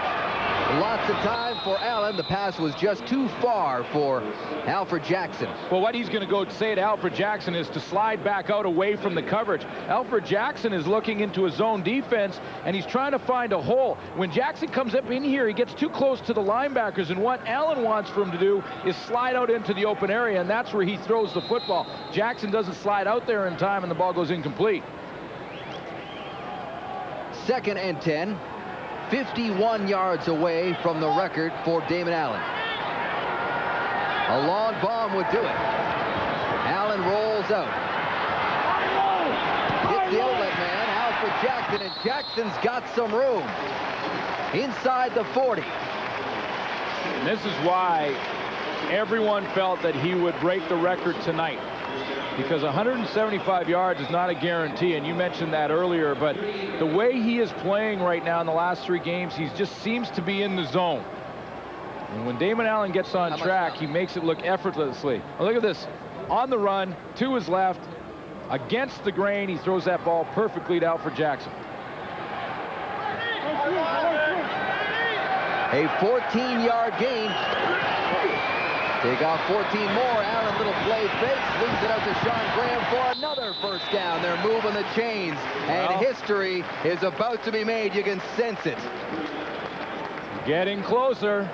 We're getting closer, and Damon Allen is really on fire. He's calling his own plays on the line of scrimmage. When he gets into hurry up, he makes the decision on the plays he calls. And they're into the hurry up offense now. At the 25-yard line.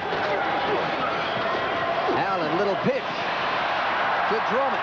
That is a forward pass. That will count. Absolutely. Inching towards the record.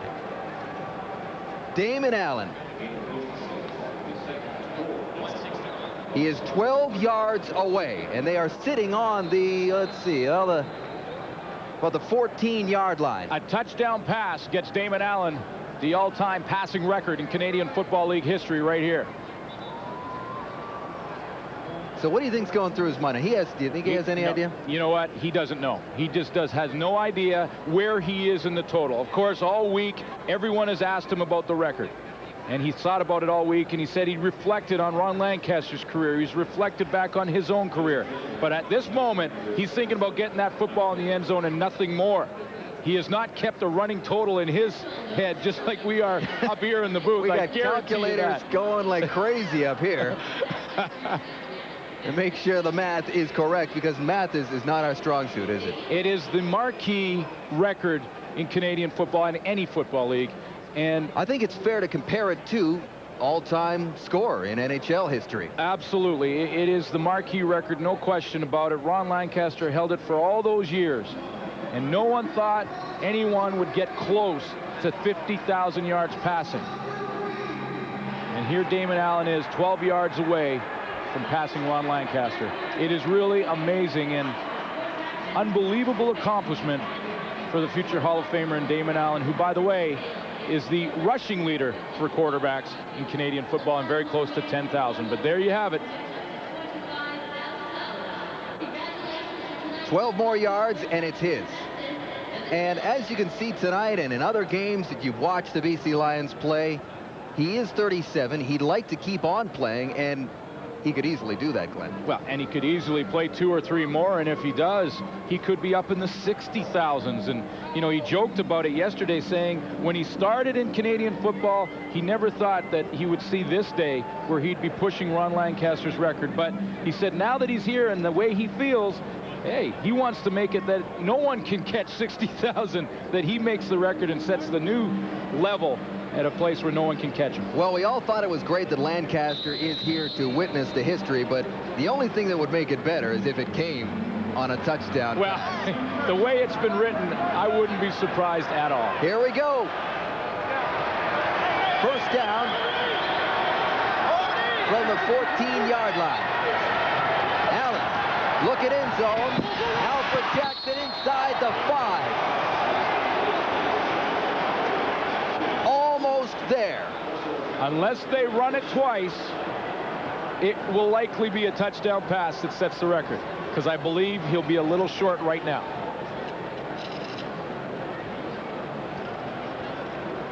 Little out pattern to Alfred Jackson.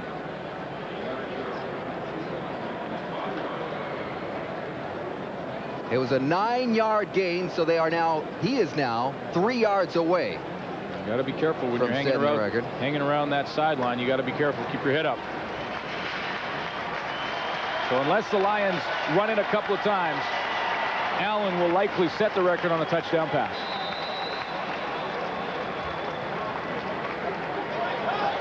Well, they got the big guys in, so if he does, it might be to one of the Hendricksons. Second and 1. Here's Allen keeping himself, looking to make the play, and he is wrapped up with a gain of maybe 1.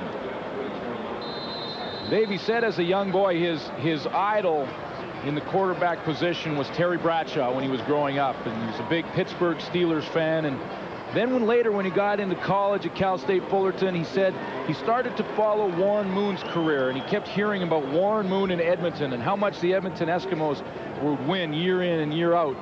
And then he followed Warren Moon's career. So he said if there was 2 players that he followed throughout his career and tried to model himself after, it was Terry Bradshaw and Warren Moon, 2 greats.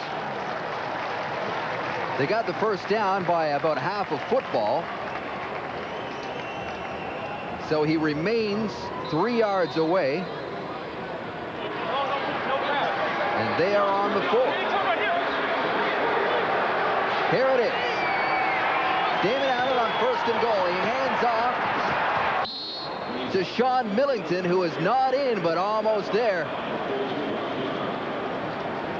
So it does not look like it will happen on this drive now.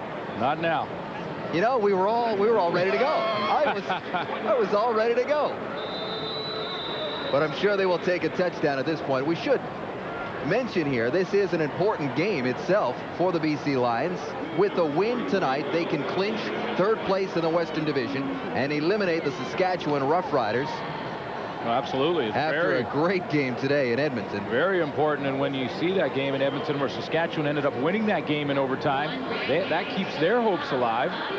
But Steve Barato and the BC Lions can end it here this evening with a win. So that is definitely what's first and foremost on the entire team's mind, is winning, not necessarily Damon Allen's record. Willie Fells is down on the field. This drive has really kind of knocked the wind out of a couple of players. We've had a couple of injury timeouts. Right now, Fells, who earlier had an interception that the Ticats weren't able to cash in on. Right in there. Kind of gets folded under there by Dan Payne, and then Payne falls on his right leg. And Dan Payne's nickname is Mountain. For good reason. Yeah, because he's that big. So like when he walks in front of the sun, it becomes evening. And when Mountain falls on your leg, you're gonna have some problems. 6'7", about 340. That's what they list him at. Yeah, they list him at 340. He's not an ounce under 350. While we have a moment, we should tell you that the next edition of the TSN Sports Desk is coming your way at 11 p.m. Pacific, 2 a.m. Eastern, with your hosts, Daniil Joshi and David Pratt. They will have the highlights and all the reaction from this historic night of the CFL, as well as the highlights from what was a very entertaining ball game at Commonwealth Stadium today. If you didn't hear, Saskatchewan won in overtime. They went the distance. All 4 possessions were needed. Fells is all right, but he comes out, and the Lions will try to punch this in and finish this drive off, which began way back in there. Into the field. There it is. Touchdown. Millington up, over, and in. You know it'll be tough to keep the BC Lions out of the end zone on the 1-yard line with your middle linebacker on the sideline. Willie Fells looks like he will return, that he wasn't too seriously injured, but because he went down, he had to come out, and that leaves Rob Hitchcock. Great hitter, Rob Hitchcock in the secondary, but Hitchcock is not a middle linebacker, and Millington punches it in. The Lions scored on their opening possession of this football game, and then things kind of slowed down a little bit with both offenses. But the Lions strike again, this time along the ground from Diesel. Sean Millington with his 6th rushing touchdown of the season. Lou with the extra point. And the Lions have stretched their lead to 14-3 at BC Place. Well, that drive began way back in the Lions' end of the field, and Sean Millington finished it off down at the other end, making it 14-3 Lions over the Ticats. And there's Alfred Jackson. That set up the touchdown, and we talked about on the sideline, you got to keep your head up. Sean Millington, after the touchdown, goes over and says, hey, here's that touchdown ball. Nice hit. You took a good one. You got back up, brushed yourself off, and got back in the game. Take the game ball. That's a nice touch by Millie. Born and raised in North Vancouver.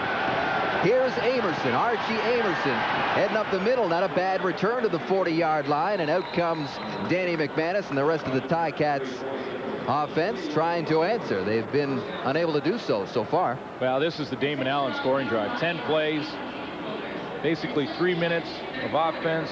He moved the pocket around. He threw from the pocket. He threw on the run. He was on the money all the way down the field, and then Millington capped off the drive with the 1-yard run. And now Damon Allen just 3 yards from breaking Ron Lancaster's record. 3 away from the mark. But right now we will focus on Hamilton's side of the offense. Handoff down low. Not much room there for Williams. Now, has the offense here for the Ticats looked out of sync to you, or is BC just stepping up with their defense? Well, I think the BC Lions so far are playing their best half of football defensively, at least in the last few weeks. David Benefield, the leader of that front 4, he's been moved up since about mid-season from the experiment at linebacker, and he's played better since he's moved up in there. Not that he played bad at linebacker, he was just out of position, and they've really had their problems on the defensive side of the ball, but they're playing their best half right now. And you'll remember they lost a starter earlier in this game, Raphael Ball. Likely his season is over with an ACL injury. McManus with a pocket collapsing all around him, has his man. The ball is loose, and the Lions have it.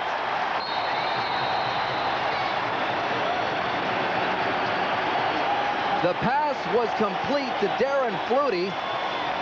He lost it, and Carl Kidd snapped it up. Boy, are they ever excited about Carl Kidd. First real game he played was right here against Winnipeg. Didn't get a chance. They wanted to match him up against Milt Siegel. Really didn't get a chance that game. Then he went into Saskatchewan, recorded 3 sacks against the Saskatchewan Roughriders, and just seems to be around the ball. He has a nose for the football, and they're pretty excited about Carl Kidd. Jason Kralt was the man who laid the initial hit and caused the trouble for Flutie. The Canadian out of Carleton playing that middle linebacker spot. But Carl Kidd makes the play, and right now David Benefield is down on the field. And Carl Kidd has some NFL experience. 95 and the 97, he was in the Oakland organization. Can play defensive back, weak side linebacker, and take a look at how David Benefield was injured on the play. There's Benefield. He switches to that side of the field. He gets cut right there. I believe it was Hack. Big Dave Hack kind of falls on him, and we saw Mountain fall on Willie Fells. There's Dave Hack taking his turn. When those big guys fall on you, something's got to give. Even when you're a big boy like David Benefield.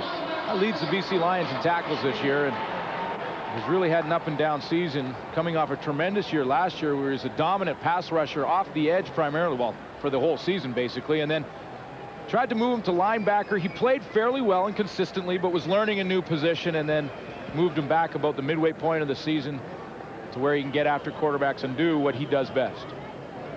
Well, they certainly can't afford any more attrition on that defense. As mentioned, they've already lost Ball.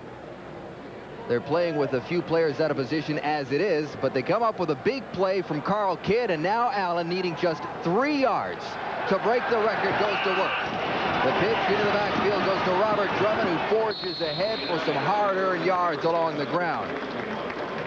Ron Lancaster said yesterday, you know, he's been asked so much about the record, and he knows Damon Allen has been asked so much about a record. He said one of the most important things in this game is for Allen to really get it over with. Just get the thing over with so he can relax and just play football. And of course, Ron Lancaster passed Sam Etcheverry when he did it, and Sam Etcheverry a long way back in the total list.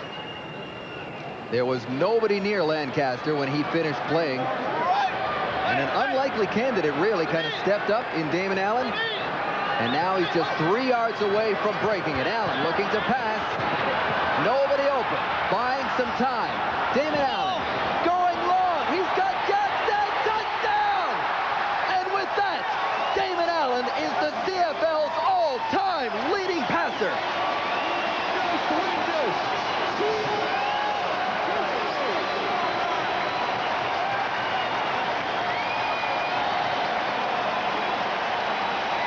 CFL history. And what a way to get it done.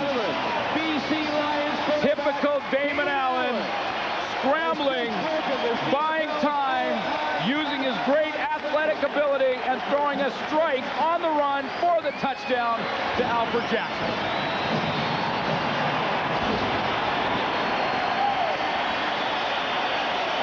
No one in the 139-year history of this league has thrown for more yardage than Damon Allen.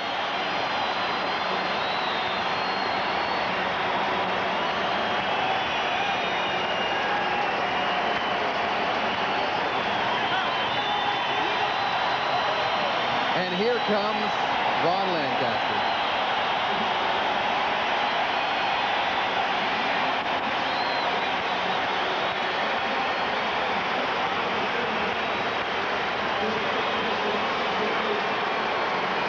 Reserve his spot in the Hall of Fame right now. Wow. What a way, Glenn. You said it. What a way to break the record. A 45-yard touchdown bomb to Alfred Jackson. And there's nobody better.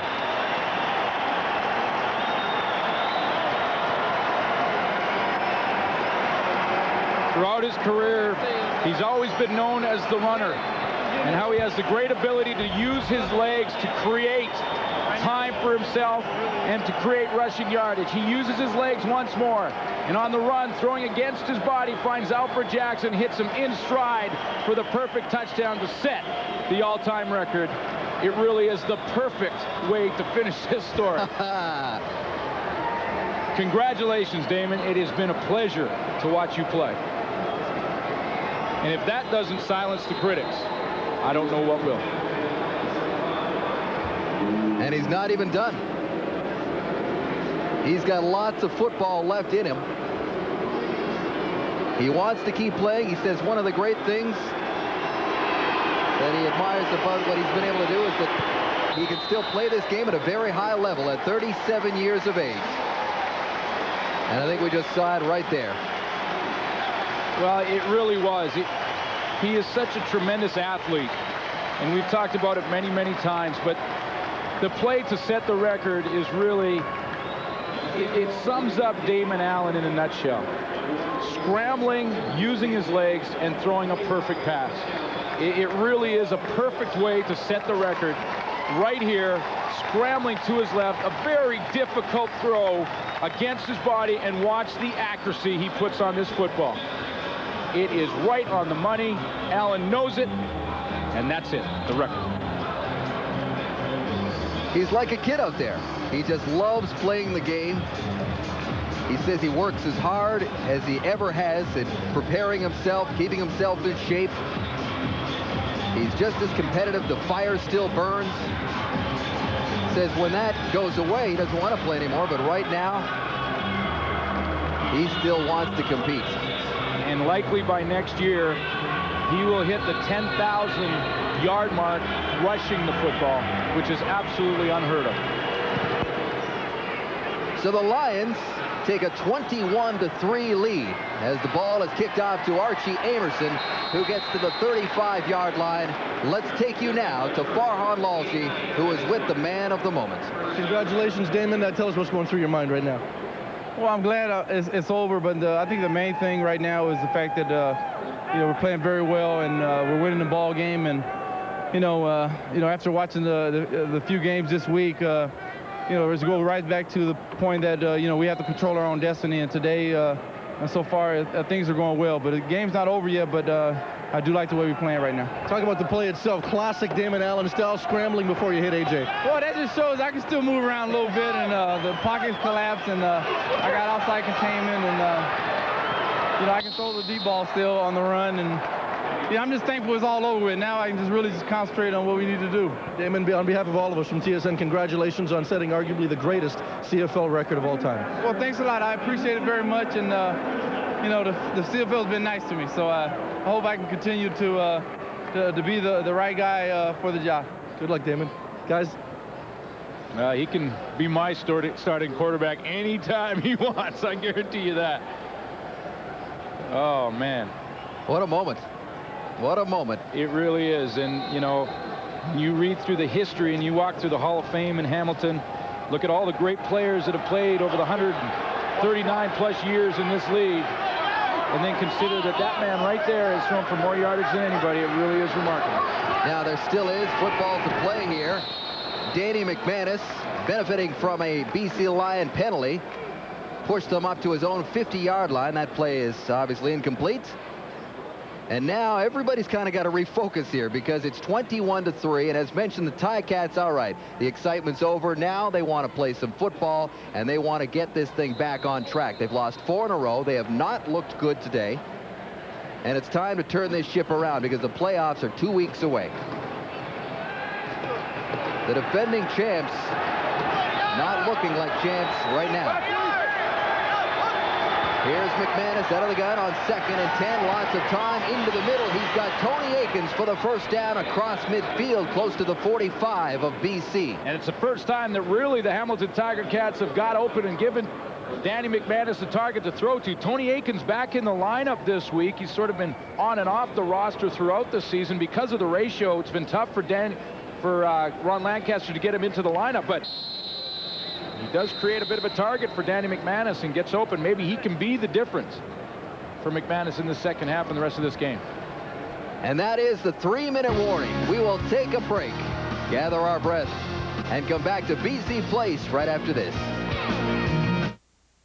This moment had the potential to be very, very special, and it certainly was, as Damon Allen breaks the record in style, and Ron Lancaster was right there to shake his hand and say, hey, that was pretty cool. Number 3 on that list will likely have a thing or two to say at halftime about the record that Damon Allen just set. I'm talking about Matt Dunnigan, number 3 on the all-time list. they'll be with you at the half. But what a record. All started 1985, 16 years ago, with a throw to Brian Kelly. In the meantime, the Ticats got something brewing. They're at the 45. Pass goes out to Williams, and he is gang tackled. There's a flag on that play as well. The flags are really flying tonight at BC Place. Carl Coulter was in a pretty good battle in there with Noah Cantor. And they were wrestling right around center field. These two teams hooked up right around this time last year. I believe it was week 17, a year ago, here at BC Place, and it was a nasty game then, and it's a nasty game tonight as well, despite all... Foul, face mask, Hamilton 91, second down. I think he means 51. That's Carl Coulter. I don't see a 91. Regardless, I count 3, unnecessary roughness type penalties for the Ticats. And just when they had things going in the right direction, they are set back big time. Yeah, well, he was in a fight with Noah Cantor and just reached up and grabbed that face mask. Ron Lancaster's arguing that it should go both ways. And he's saying, come on, I just had my record broken here, and now you're killing me with the penalties. Now you're breaking my heart. Come on. So it is second and very long for the Ticats. McManus going long. He's got Amerson, but the pass was well short of the target. Chuck Levy was in there on the coverage. And the Ticats drive ends. The rest of this league, the rest of the Canadian Football League, has figured out Archie Amerson a little bit. And, in the first half of the season, Amerson was racking up huge yardage and getting open in plays like that. And this time, Chuck Levy's right on the shoulder of Archie Amerson. For a long time, it was always Danny McManus and Darren Flutie. And then this year, for half the season, Amerson became the #1 target. Defenses started to figure him out, though, and pay more attention to Archie Amerson. So Ozzie comes on to kick this ball away. The lone man back is Jimmy the Jet, number 21, standing there in the background.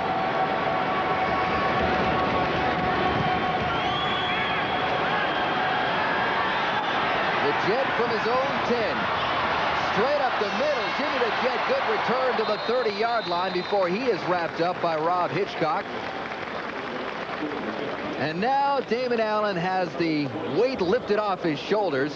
218 yards passing already. Still 2 minutes to go in this first half of play. Well, you look through his career, he's averaged over 3,000 yards passing per year. He's averaged over almost 200 yards per game. This is the reverse angle of the record-setting throw from Damon Allen to Alfred Jackson in the end zone. He did it in style, didn't he? Here he hands off the ball to Sean Millington. Ball came loose, but well after Millington was down on the ground.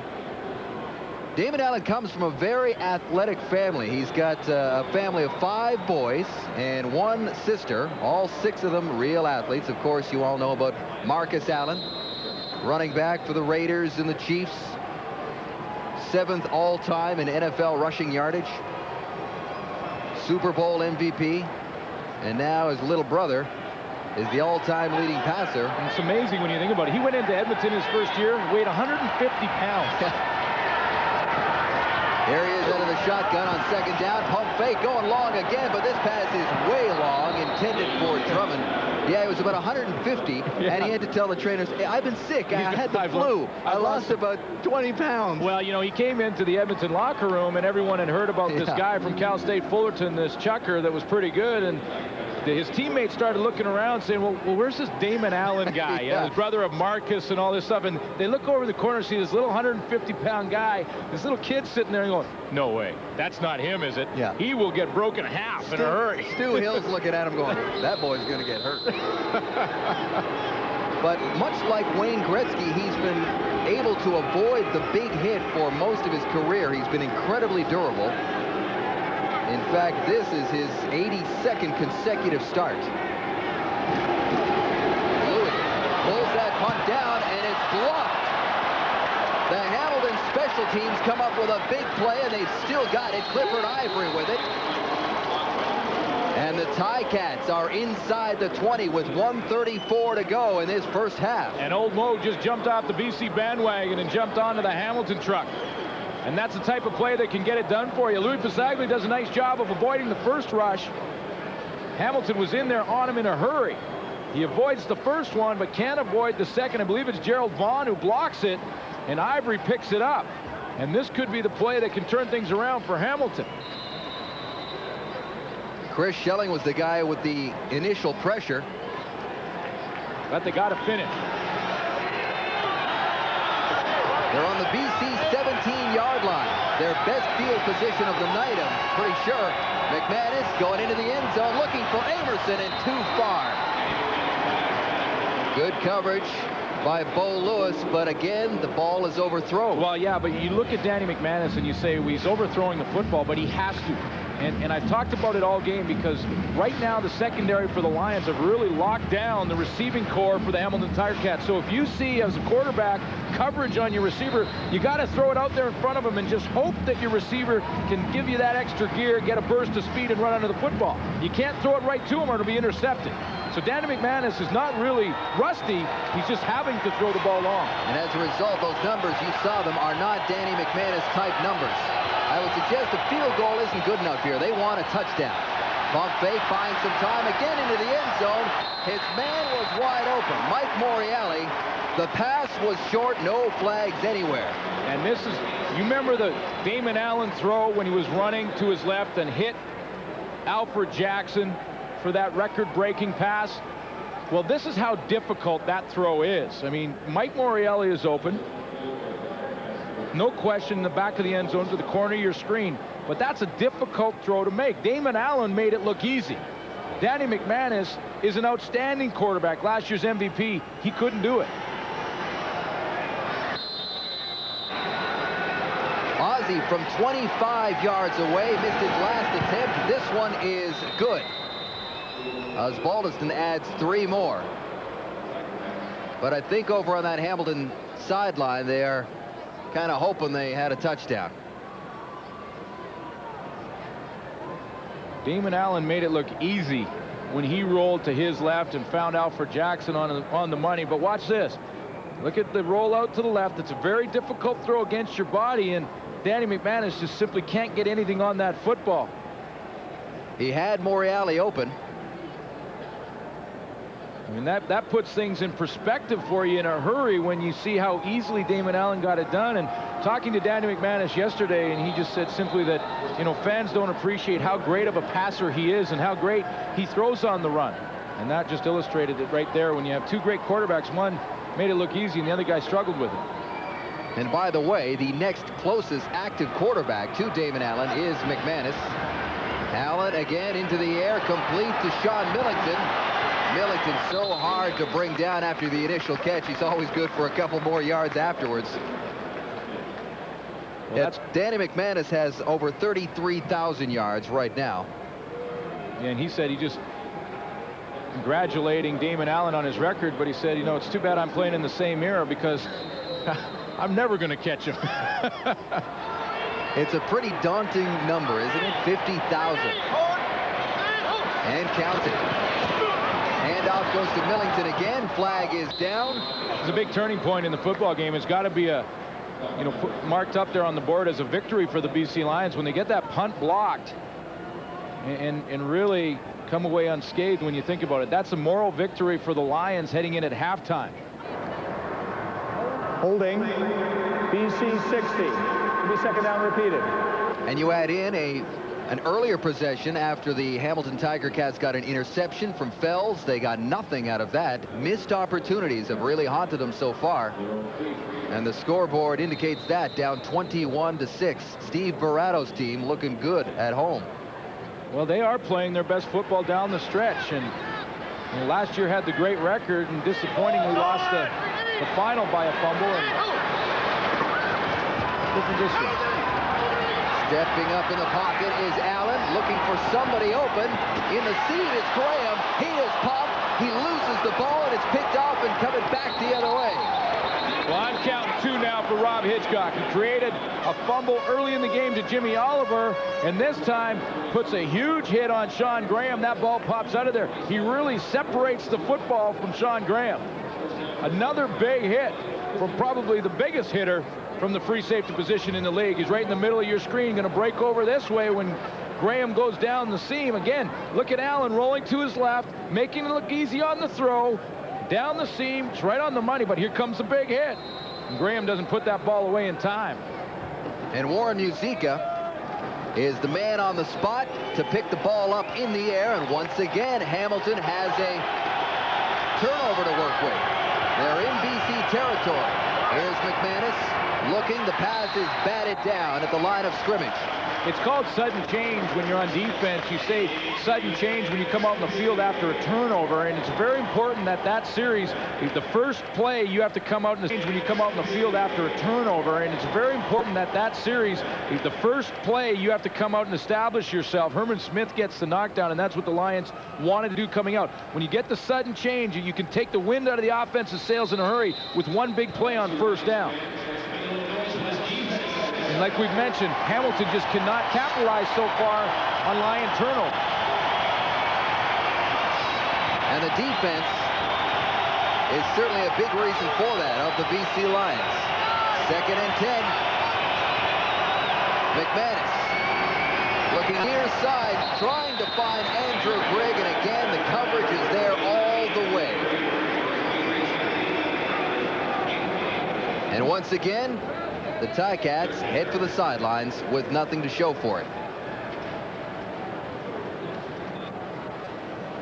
See, right now, if you are the Calgary Stampeders or the Edmonton Eskimos, you got to be concerned about the BC Lions. You look at their record, just 6 wins right now, but they've got plenty of weapons on offense. Oh, no question. The question is their defense heading into the playoffs, and this is a big statement game for them right now, if they are able to continue their ways so far.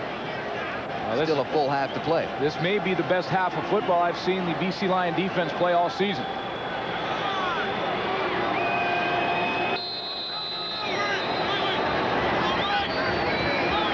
Meantime, Hamilton will have to go back into the locker room and regroup for the second half. 39 seconds remaining here in the second quarter.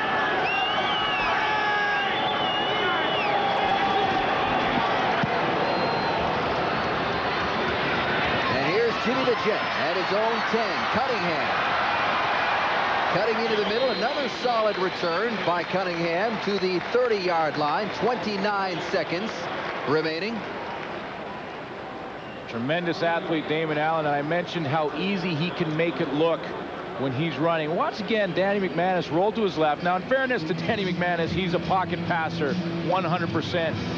But doesn't really get anything on a pass. It's a very difficult throw to make. Watch how easy Damon Allen makes it look. This is the touchdown pass to Alfred Jackson. Again, rolling to his left, the opposite side, turning his body around, stays square, and just effortlessly releases that football down the field to Alfred Jackson for the all-time record.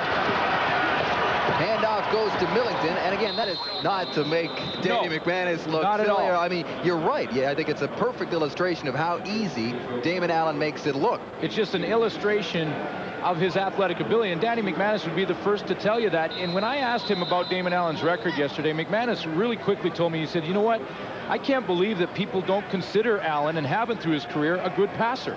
He's a very accurate passer, and he's such a great athlete that he makes it look easy. And sometimes expectations on a quarterback can become so high that it's disappointing if they don't throw for 300 every game. And I think that could be part of the problem with Damon Allen here in Vancouver at times with his relationship with the fans. Yeah, respect has been a big issue in this man's career.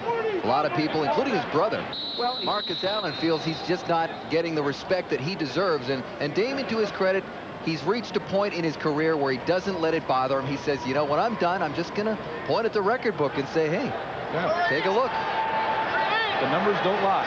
And he doesn't say that in a cocky kind of way. He just says it matter-of-factly. The pitch there went to Drummond on 2nd and 8, nowhere near a first down there.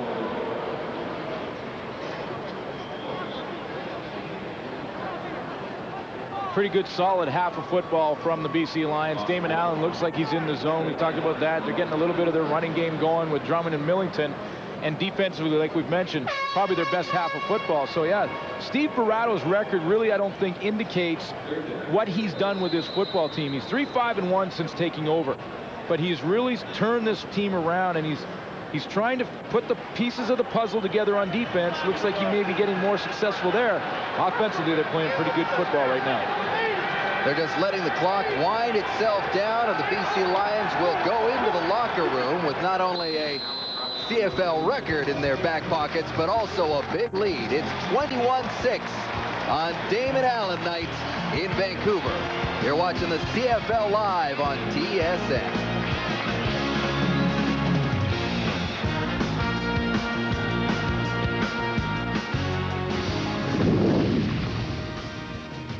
The CFL live on TSN at the half. Well, that was pretty cool, and it has indeed been a career-long battle for respect for Damon Allen. And probably up until right now, you'd have a lot of people, if you were asked them to name maybe the top 5 quarterbacks of all time, he wouldn't have been on their list. That should change. You cannot argue with these numbers. And you have to ask, why has it been with these amazing numbers that he hasn't gotten the credit and respect he's deserved? Well, I think he is respected as a quarterback, but I think it's a couple of things. They asked Ron Lancaster, head coach of Hamilton Ticats, the exact same question, and he kind of made the reference that Damon Allen has played for 6 different teams, for Ottawa, for Hamilton, Edmonton twice, for BC, and for Memphis. And I think that is an issue because the longer you stay with the football team, the more you become part of that city and identified in that city. And also, I mean, he doesn't have an emotional response when adversity hits. He takes everything so much in stride. There's never a moment of like aggressiveness that you remember him about. He melds and he flows in everything that happens. Chris, I think you're right. I mean, I think a lot of it has to do with his demeanor. I mean, this is a quiet guy. He's not a self-promoter. Heck, that's about the most emotion you'll see him show. But all that said, this is one great football player, and what an appropriate play for him to break the record on. You see the value here of his mobility, his escapability. Defenses break down when you can run around like this, and boom, big plays. Damon Allen may still have his critics. It's hard to believe, but I'll guarantee you one thing, Matt. None of those critics are defensive coordinators. No, that's a good point. And he's ripped many a defense over the years. And I tell you this right now, these numbers will speak for themselves, and they will stand the test of time. You look at Ronnie Lancaster. Ronnie Lancaster, who he's just passing everything right now. Damon's at 6,454 attempts. 3,573 completions. He's got 275 TDs. Yeah, Ronnie's got 333, but you look at this. Ronnie's got 396 interceptions. Damon's at 215. That's 182 difference right there. These numbers will stand the test of time, as they have over the years for Ronnie Lancaster. 20 years from now, people will look at this record book right here, and they'll see Damon Allen, and they will consider him the best quarterback in the Canadian Football League's history, and they must. Damon's a quiet man. These numbers will speak for themselves, and I'm proud for him. I think you're right. I think when the next generation maybe that didn't get the chance to see Damon Allen play will look back at the books and go, man, that guy must have been good, and they'll be right. He is indeed very, very good. And Damon Allen does indeed go into the history books and celebrates with his fans. Big night for Damon Allen, and so far a big night for his team. They're all over Hamilton.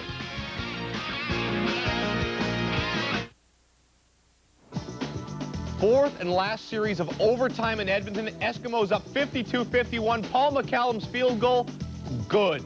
And the Riders live to see another day. 54-52 is the final. 46 total points in overtime. It was Gizmo's last regular season game in Edmonton. It ended with a hip flexor injury, although he did have a couple of good returns before that. Marvin Graves did a solid job filling in for Henry Burris for Saskatchewan. And folks, let's see, 1 week left in the regular season plus the playoffs to see a game this year. A lot of folks in BC who stayed home missed a chance to see history tonight. Don't blow it. Go out and see a game next week.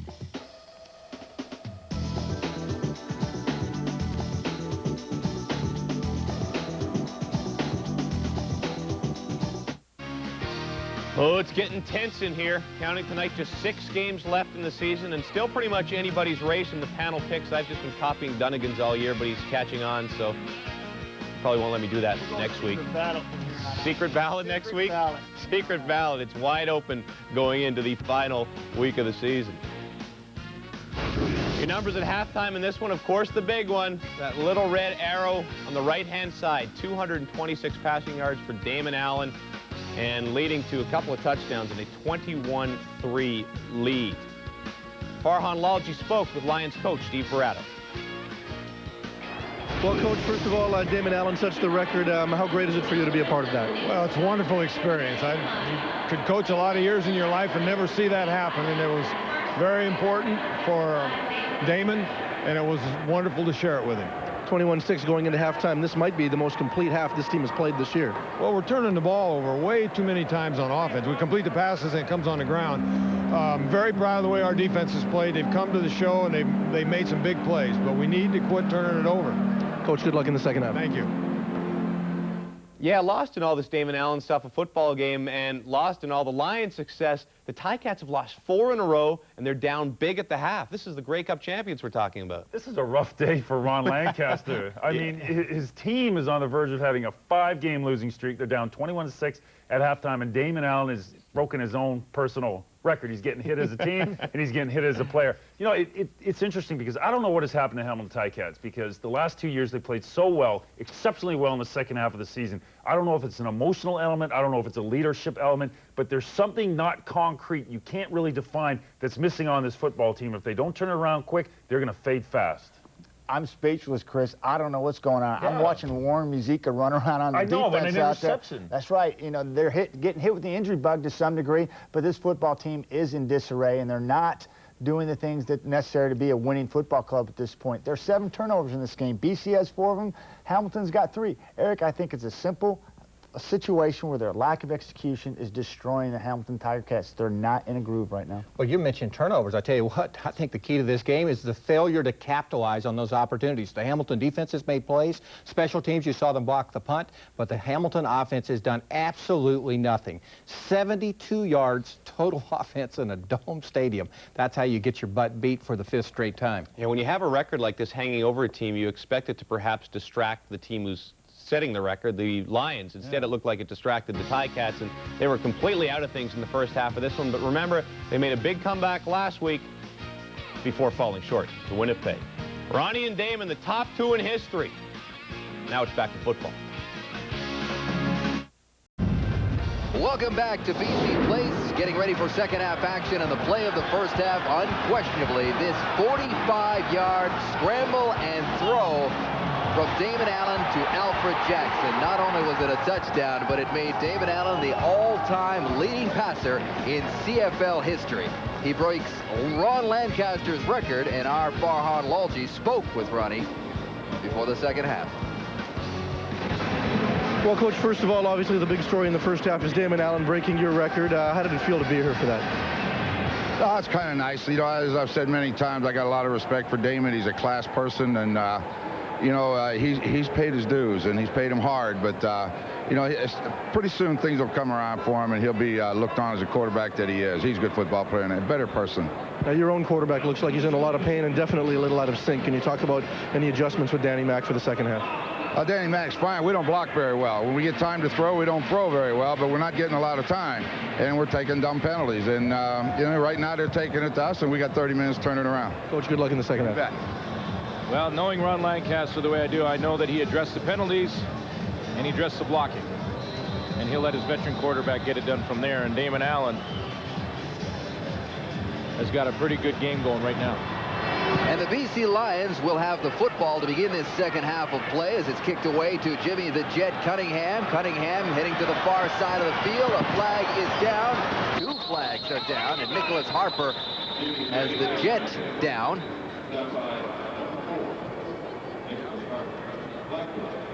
And Damon Allen is set to take to the field once again to stretch this lead even further. It's 21-6 as we sit. Here's another look at that kick return. Jimmy the Jet taking it to the outside. A holding there, it looked like by Roger Rhinson, maybe got picked up by the officials. Holding, BC 31. First down. 31 is Roger Rhinson. Now, Steve Barato at the end of the first half, again, you know, the record has been the main story here tonight, but the other story is that the BC Lions are also turning the ball over. Yes, they're playing a good football game so far, but they're turning it over. And if Hamilton was taking advantage of a couple of those turnovers, this would be a very different football game. Yeah, I couldn't agree more. Danny McManus has not been able to find the end zone after the turnover. I talked about it in the first half. It's called the sudden change. And when the sudden change comes in defensively, obviously that first down is very important. Offensively, that's when usually teams will go after you. They'll try and throw one up over the top because they know emotionally you're at an all-time low after a turnover. But Danny McManus just cannot find open receivers, and he has not taken advantage of BC Lion mistakes. Lancaster's team comes into this football game dead last in the CFL in the takeaway-giveaway ratio, -15. They've gotten some breaks tonight, but they have not been able to capitalize, and as a result, they are down to start this second half. And Allen will begin from his 19-yard line. 1st and 10. Play action fake, fakes again, and he'll keep, and now he'll show us his running ability for a first down right off the bat. And oh yeah, he can run a little bit too. By the way, he's going to close in on 10,000 yards rushing as a quarterback, and he is way ahead of anybody on that list. There's the all-time rushers. The 3 above him, all running backs. George Reed, Mike Pringle, Johnny Bright, Damon Allen, the quarterback in that list, close to 10,000. Likely get it next year. Always been the great double threat, and the numbers prove that. His rushing numbers are down this season, just 251 yards coming into this ball game. Swings it far side to Don Blair. Shakes one tackle, working against Harper now, and he's wrestled out of bounds. His rushing numbers are down this year when you talk about Damon Allen running the football, but he's a little more selective when he rushes the football, and he'll pick his times now, and I think as you grow older as a quarterback, you will do that. Protect your legs and try and stay healthy, and that's where he is all time. Tracy Ham is the closest, second, and obviously retired, as is the other two, Jackie Parker and Russ Jackson. Russ Jackson is just down the hall from us doing the radio play-by-play for the Hamilton broadcast. So it's kind of nice to have him here tonight as well. Another legendary CFL quarterback. 2nd and 4 now from the 37. Allen to the jet. Cunningham gets away from one tackler. Close to the first down. Just may be decision time for Steve Barato, depending on where they mark this football. They give him the forward progress, but he may be a few inches short, and if it's less than a yard, you'll likely go for it, even though he's in his end of the field. But it's a special evening. Russ Jackson doing the color for the Hamilton radio. You get Ron Lancaster, 2 of the great quarterbacks in the league's history, and then of course Damon Allen breaking the record tonight. It gives you goosebumps to just be part of a night like this. Couldn't agree with you more. I've seen some other players here tonight. I noticed Jim Sandusky walking around before the game, another former great receiver. By the way, during the ceremony, the fellow that was to the side of Damon Allen was one of his brothers, Michael Allen, the other member of the Allen family that's here tonight to share the moment. First down for the Lions. That pass is complete. Little screen pass to Robert Drummond. And Robert Drummond has been an interesting story, as you mentioned, doing more receiving out of the backfield than he generally does. Probably because of the emergence of Sean Millington as a running force. They call it the 3D backfield, Glenn. Yeah, I'm not big on that nickname, but you don't like it? I'm not big on it, no. 3D? Drummond, Diesel, Sean Millington, and Damon. Well, you love nicknames. Complete to Alfred Jackson, another first down. No, don't get me wrong. I love nicknames. Just you love nicknames. You love the dances. You love all that stuff. Yeah, I love nicknames. It's just not that one. That's all. All right. But they're pretty potent backfield when they're on track, and they're on track right now. They have been over the last 3 weeks, and Damon Allen will call the plays in the line of scrimmage. And that last catch by the man who will be the answer to the trivia question, Alfred Jackson. Allen on first down, little pitch to Drummond out of the backfield. Great play, and inside the 40. Damon Allen's complete control of this football game. Usually during a game, Joe Powell from the spotters booth will call the plays down to Damon Allen, at least half of them. And he'll always give Damon Allen the chance or the ability to change the play if he'd like to, but he'll call him about half the time. And here is Allen with another first down. Lots of time. Being chased by Fells. Shakes him. And is halfway home to another first down. So when he's calling the plays in the huddle, Joe Powell will call a lot of the plays down to Doug Nussmeier, the backup quarterback, and then Nussmeier signals them into Damon Allen. But in the hurry-up, it's Damon Allen's show. He just calls him on the line of scrimmage, and that's who Joe Pow is communicating with. You see Damon Allen calling on the line of scrimmage, and I think it's a good call right now because he's in a groove. It certainly is. 2nd and 2 as the Lions are marching almost at will. The Jet looks like he's got himself another first down inside the 30. Damon's limping a little bit there after that throw, but his Hamilton defense is reeling a little bit, and that's the other part of the hurry-up offense, and something Steve Barato likes to do is throw the hurry-up in and the no-huddle offense occasionally through the football game to tire out that defense. And right now, the Hamilton defense does look a little bit tired. And they are running all over a very strong defense in Hamilton. Pump fake by Allen. Sideline pass a little too far. The Ticats are number 1 against the run, number 2 against the pass. They only allow about 21 points a game. The Lions are obviously already there. So Don Southern knows that his defense has to call the plays on the line of scrimmage because of this hurry up, and he's getting his guys tired. I mean, look at this right in here. Philbrook and these guys aren't even getting into their stance. They're kind of leaning on their knees. They're really not in a position to drive off the football. That's tiring out that defensive line. Philbrook right in the middle of your screen never got into a three-point stance. He was too tired. Out of the shotgun, Allen again on 2nd down. Lots of time to Alfred Jackson. The pass was there, and Jackson just dropped it. Well, give credit to Sean Woodson. I think he got a finger on that football, and he did a nice job of it, if he didn't, of distracting Alfred Jackson just enough. He was beat on the play. Alfred Jackson got in behind him, but Sean Woodson did not give up on it. Alfred Jackson inside to the left of your screen. Watch him break on this out. When he gets out there, Sean Woodson cuts underneath. He takes a gamble, and I think he just got a finger on that football. So now onto the field comes Louis Passaglia, another very interesting story with the Lions these days. He is going to play his final game next week here at BC Place. This is going to be a 35-yard field goal, and Lou, a rare miss. Corey Grant looking to run it out, and he does. Louis Passaglia, I mentioned Grant still on his feet, finally pushed out at the 25. A rare miss by Lou. And the Lions fail on an opportunity to stretch the lead even more. It remains 21-6 in Vancouver. Swipe your club card at Safe. This is Louis Passaglia's final season. He's only missed 4 field goals all season. He's having a great 2000 football campaign. He's had so many moments, including that one in 1994 as he kicked the game-winning field goal right here at BC Place against Baltimore to win the Grey Cup. And next week on TSN, we will show you his final home game as the curtain goes down on a fantastic career, any sport, anywhere, anytime. That'll be quite the ceremony here in the last week of the season.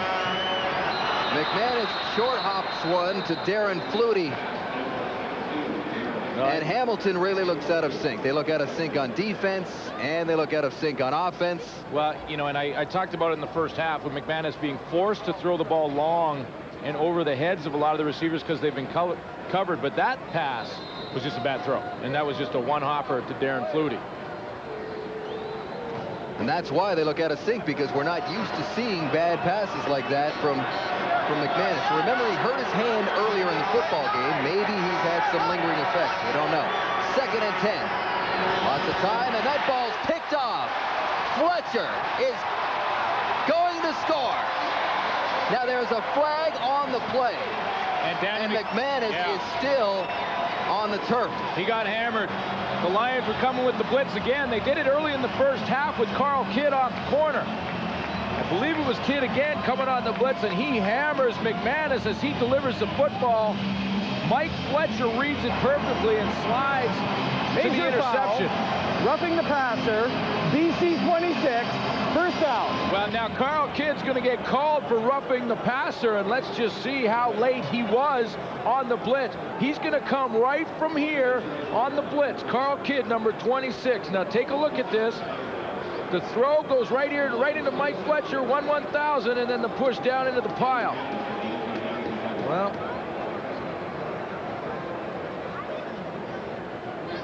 and this is slow motion,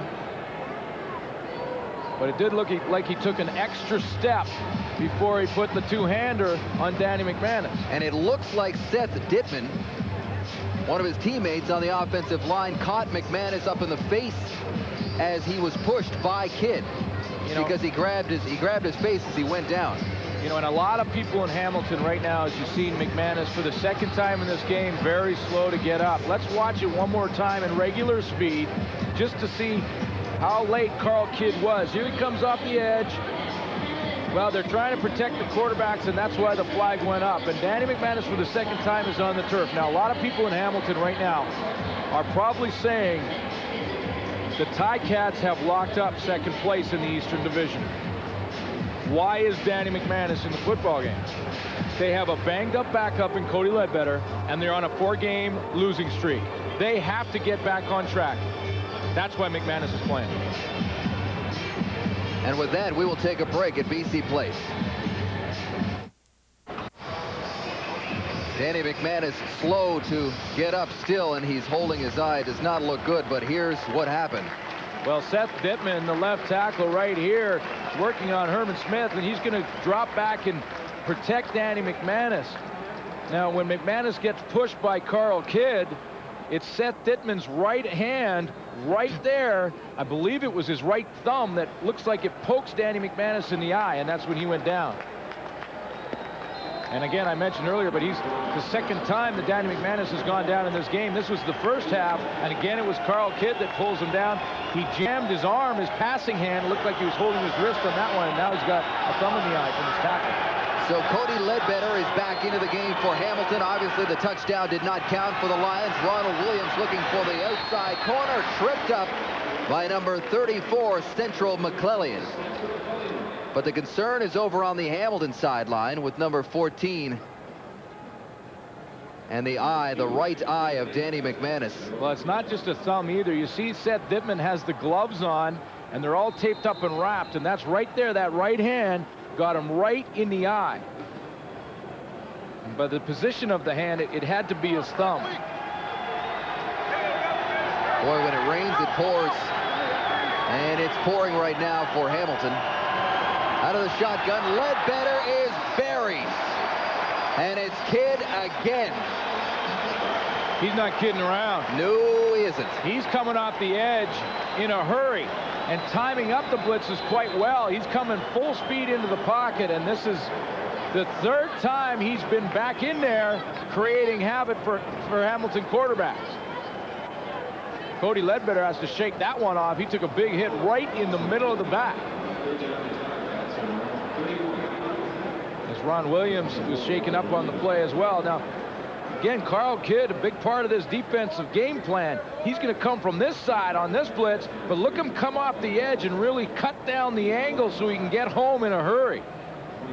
And Ron Williams was on the other side of that, kind of got caught in the mix and trying to shake it off right now as he heads back to the sideline. There's his former teammate, Eric Carter. And there's Kidd off the corner, number 26. Good hit there, and it was Ledbetter that rolls into the back of Ron Williams' knee. But you can't blame Cody Ledbetter.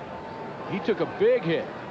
The starting quarterback trying to shake it off right there on the sideline, Danny McManus. Everybody on the Ticat sideline trying to shake something off. In a physical football game. It certainly has, and number 26 has been around a lot of the big hits. Rob Hitchcock has thrown a few for the Ticats, but number 26 in black. Check that number.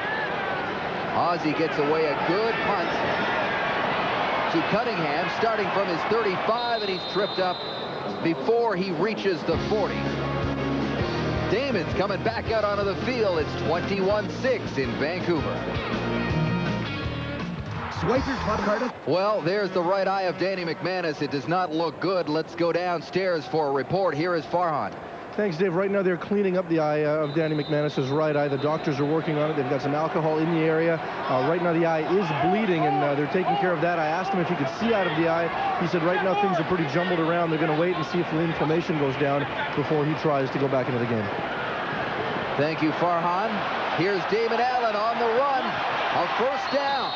And that's not the alcohol that you sip out of. That's the alcohol you clean a wound with. Just to make sure we're clear on that. Yeah. And real concern now for Hamilton, because it's probably safe to say he's done for tonight. Well, you know, you got to think that he would be. Why take the chance when, you know, you do have that home field playoff game in your back pocket? And now you have to worry about how long is this going to affect his vision. That's right. With the playoffs right around the corner, the team's already not playing well. First down for the Lions, a team that is playing well. Good fake by Allen, but didn't fool two Ticats. He gets it away to Millington, who stiff arms Rob Hitchcock. Good battle there between two physical football players. Well, this is what we're talking about with Ron Lancaster and what he's got to consider with Danny McManus. Right now, Montreal's locked up first place. They will have the Eastern final at home. Hamilton has second. Winnipeg has one game remaining. They cannot catch the Ticats for second in the East. So Danny McManus will likely just stay right on the bench the rest of this game, because that'll continue to swell throughout the evening.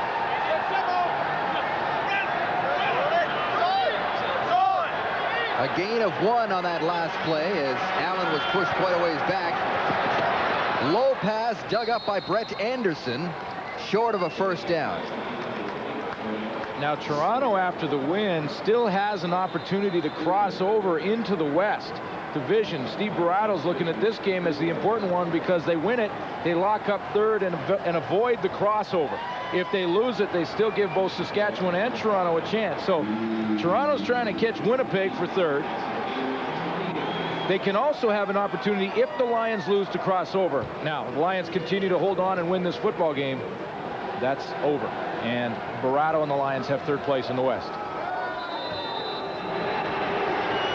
Lou is back on to punt this ball away. With 5:30 to go in the third quarter, the Lions cruising with a nice lead. Saglia just got that off, and it's a good punt. Here's Akins looking for some room, and none is there. Be sure to stay until the conclusion of tonight's game, when we will show you the TSN Turning Point, brought to you by Super 8. Major foul, unnecessary roughness, 87 Hamilton. Major foul, unnecessary roughness, 10 BC, first down. It's Mike Juhas for the Hamilton Tiger Cats and Jason Crum for the BC Lions that were getting down and dirty out there in the field, Glenn. But again, discipline is a problem in this game. Yeah, Gerald Vaughn almost blocked that kick, and Luke Saglia thought he might get the penalty call, but Vaughn was blocked into it. Gerald Vaughn has blocked 4 kicks in 7 games. He's on the verge of a CFL record of his own. Records all over the place. Cody Ledbetter would just like to put some points on the board here. High pass brought down by Amerson. Amerson across the 30-yard line. So here's a chance for Ledbetter, who has, as mentioned, been out of action since about week 5. He had pins inserted in his ankle, broken bones on his leg, but he's back, and as you mentioned, not 100%, but here's a good opportunity for him to show Ron Lancaster and his teammates, most importantly, what he can do if needed. And it's a chance to get in a game that's still in the balance. I mean, you're not mopping up now. Nope. You're in there in the third quarter, chance to bring this team back.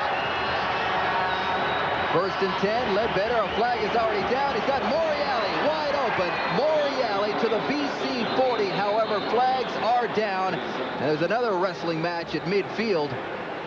Well, there's flags at both sides of the field, right along the line of scrimmage, which would indicate an offside on Hamilton. Offside, Hamilton 18. Repeat, first down. The guy who caught the ball was down the field a little bit before he was supposed to be. Now, receivers are allowed to be in the neutral zone if they're moving forward and they're outside about 5 yards from the tackle. Mike Moriali was past that point. The Ticats have committed 6 penalties so far for a total of 65 yards. A lot of valuable real estate given up. Here they are on first and 15 across the top. It's Amerson. Yeah, good play by Cody Ledbetter to just dump it off to Archie Amerson. You don't have to get the whole first down in one throw. You get as much as you can on first down, get yourself in a second and medium. Now you have a chance to run with Ron Williams to get up, pick up the first down. You can run screen plays or the short passing game to pick up the first down. That's patience from a quarterback who doesn't have a whole lot of game experience. And here is where you'd probably have to rely on your veterans. Amerson having a great season. He's got Ronald Williams back there. Darren Flutie. He just went to Morreale. He's got some help. Just has to find them. Ledbetter wide side. Pass is high. The catch is made. That was Andrew Gregg hauling that one down. Let's go back down to the sidelines and once again bring in Farhan Lalji. Thanks, Dave. Plenty of injury news to report. David Benefield, Lions outside linebacker, is done for the day. He injured his right Achilles tendon late in the second quarter when offensive tackle David Hack rolled over on it. He did try it again in the third quarter, but it wasn't going to happen. He is done for the day. He's getting it iced. I also spoke to Danny McManus. His eye is quite badly swollen. He does not expect to play the rest of this game. The injuries piling up in a physical football game here, but the Ticats have a first down. They give it to Williams, and Williams has another first down to midfield. He's playing hurt. Cody Ledbetter really shouldn't be playing in this game. He's not 100%. Ron Williams has left the field limping a couple of times, but you wouldn't tell by this play that he's banged up a little bit because he hits the hole pretty hard and then is cut down by Chuck Levy. Well, as you mentioned here, this game is not over, and it's time for maybe some of these players to realize that and step up, make some plays, and that was one of them right there by Williams. Another first down. They're at the midfield stripe. Ledbetter keeps. Flags are down. Grant is wide open to the 35-yard line, and there's going to be another flag for a late hit on Corey Grant. Well, it'll be interesting to see how this is sorted out because I think the Hamilton Tiger Cats are going to be called in the holding. That was while the play was happening, and then that flag late was going to be unnecessary roughness to the outside. So see how this all nets out.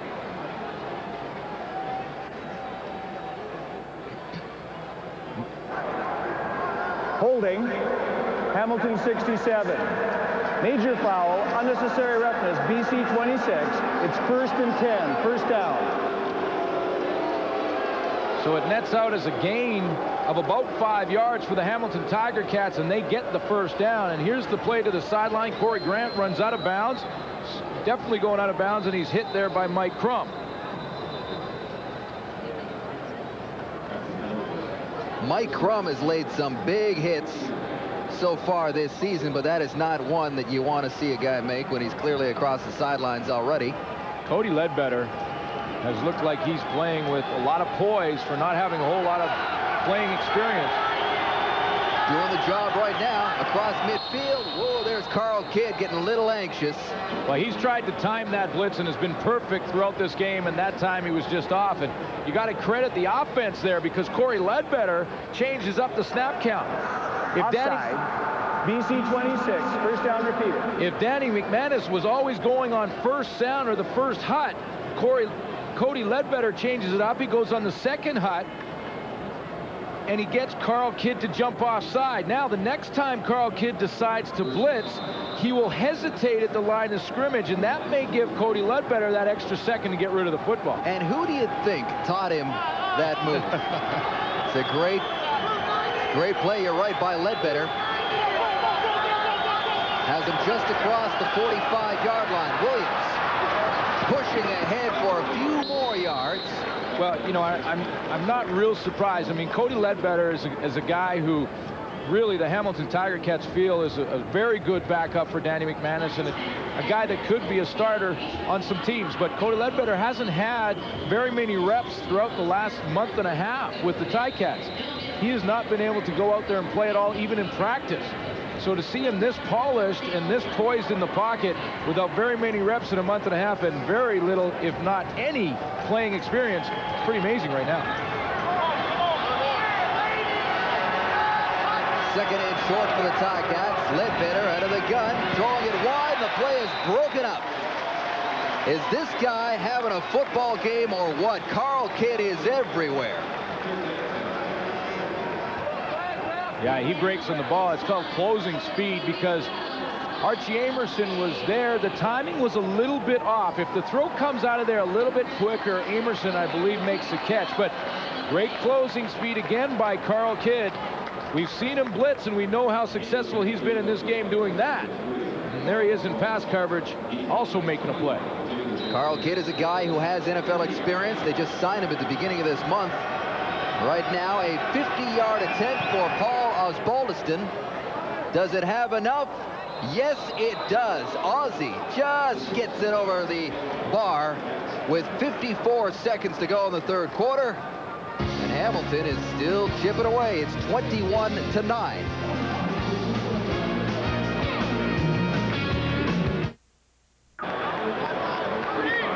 So a 50-yarder by the veteran Osbaldiston makes it 21-9. Play action. Damon Allen looking for it all. Looking for his man, and he's got it all. Denny Montana was just behind the coverage and couldn't bring it home. I think Donald Smith just got a fingernail on that football.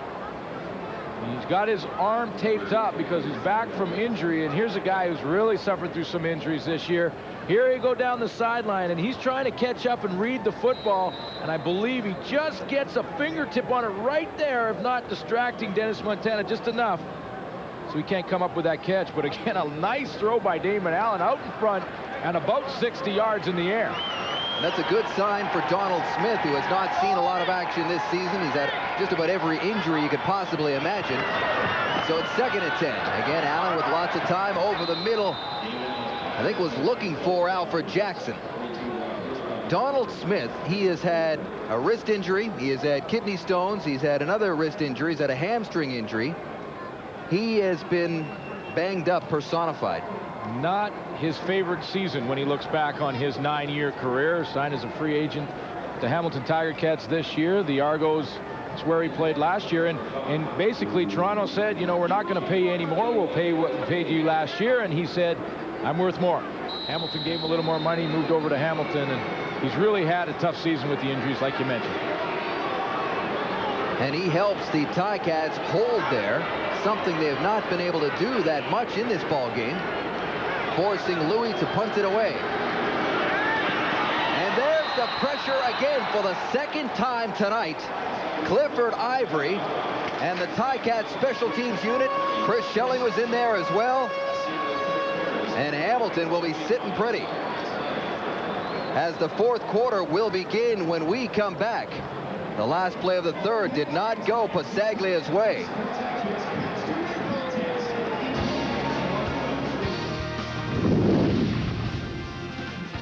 The CFL live on TSN at the quarter. Well, perhaps the emotion that happened in the first half was a little much on the Lions. You had Damon breaking the record. Everybody was thrilled about that. They got out to a big lead, and perhaps they forgot they had a second half to play because the Ticats have not been playing all that well, but they've been hanging around.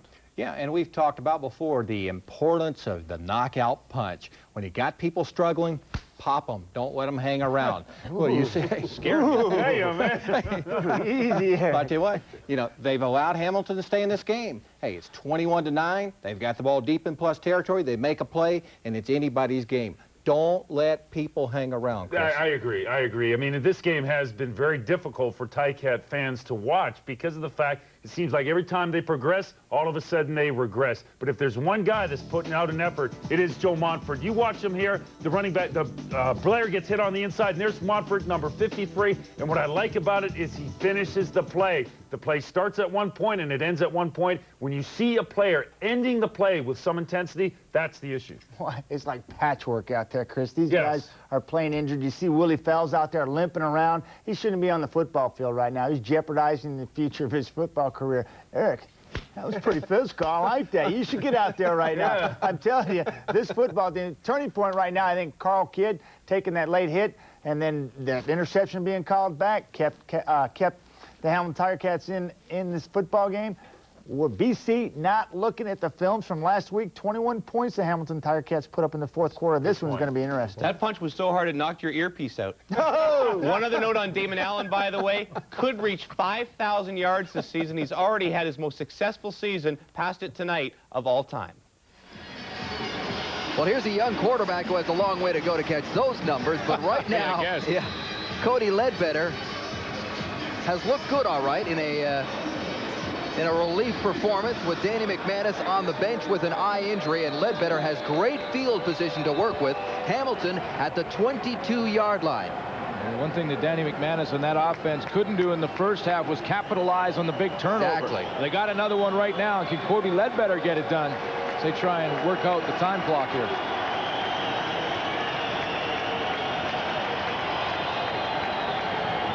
It's always tough in the CFL. When do you get your backup some playing experience and some time to play? It's very tough in this league when you got to win at all costs. It's the teams who have the capable backups. I mean, today with Saskatchewan and Marvin Graves, I mean, who would have expected that? An unbelievable performance by him today. Well, he played fantastic. And remember when McManus went down early and Todd Bankhead just struggled leading this football team, as did Billy Dickens. So you're absolutely right. Backups are very important. Crowds into it. 1st and 10. Ticats. Handoff goes to Williams. Grinds it out. Here are the numbers after 3 quarters of play. Another flag, and this is the number that Hamilton keeps trying to build on. You see Ron Williams more involved, especially with the backup quarterback in the game. But a lot of the passing yardage for the BC Lions were, like the panel mentioned, in the first half, and they've really slowed down in this second half and given Hamilton the opportunity to stay in the football game. I couldn't agree more with Eric Tillman. If they score here, it's anybody's game. Ron Lancaster's been around long enough to know that. However, they have to stop taking penalties. They just took another one, setting them 5 yards back.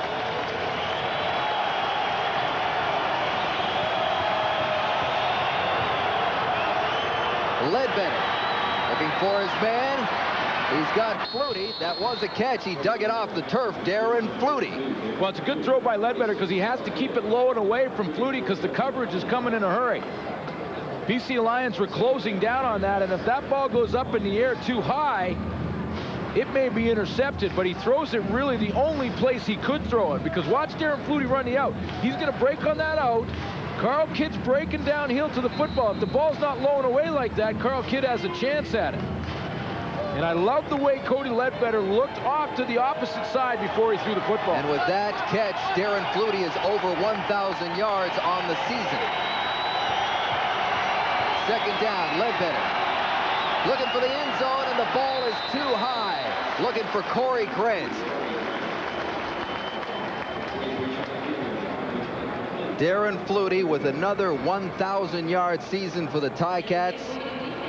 Boy, when he came in to BC in 1991, everybody thought he was just Doug's little brother, and Doug got all the attention. But this man, 4th all-time in CFL receiving.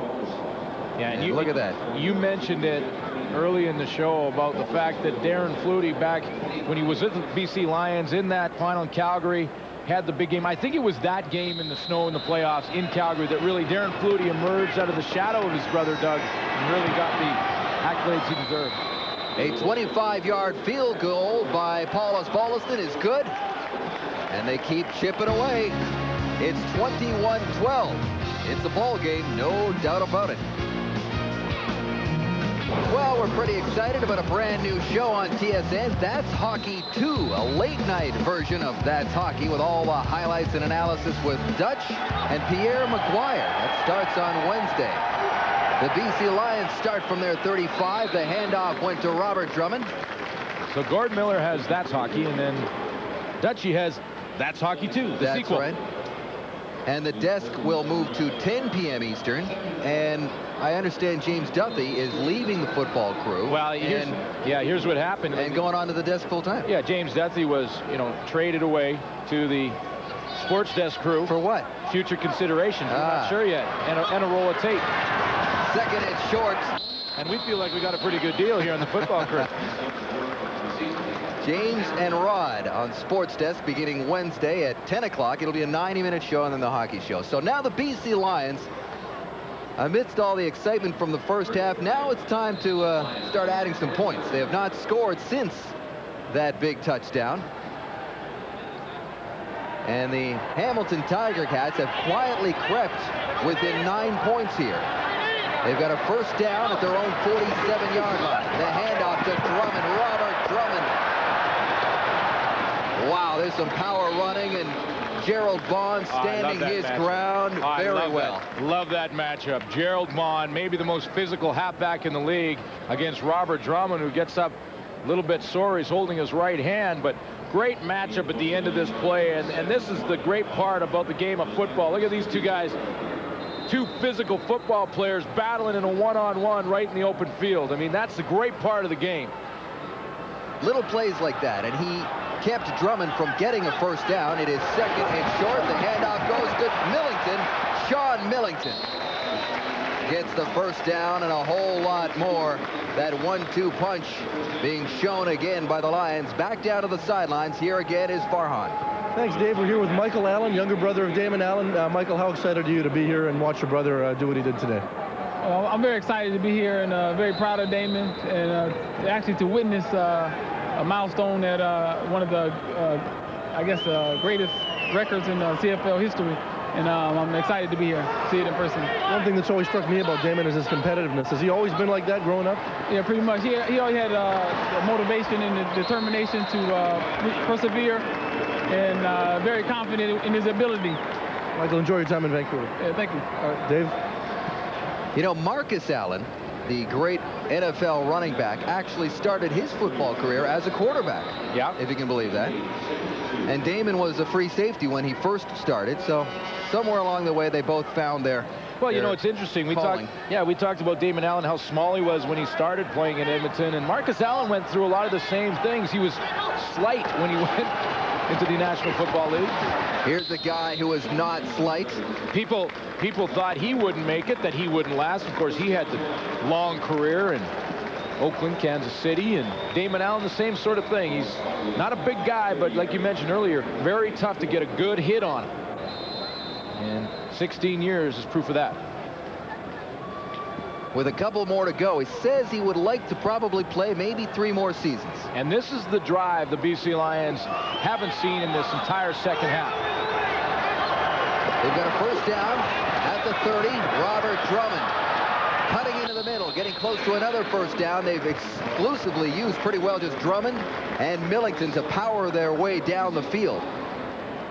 Mike Philbrick's having a great season. We thought this would be an interesting matchup with Philbrick 77 on Jamie Terrace, and Terrace turns him away right there in the middle of your screen. When you look back to the first half, remember when Damon Allen was going to a lot of no huddle and tiring out that defensive line? Mike Philbrick, I mentioned earlier, couldn't even get down into a 3-point stance. Well, now it's paying off in the running game. Those guys are starting to get more and more tired as this game goes on, and showing. 2nd and 5, Allen with lots of time, but not anymore as the pocket collapsed around him. There's a flag down the field right in the Hamilton secondary.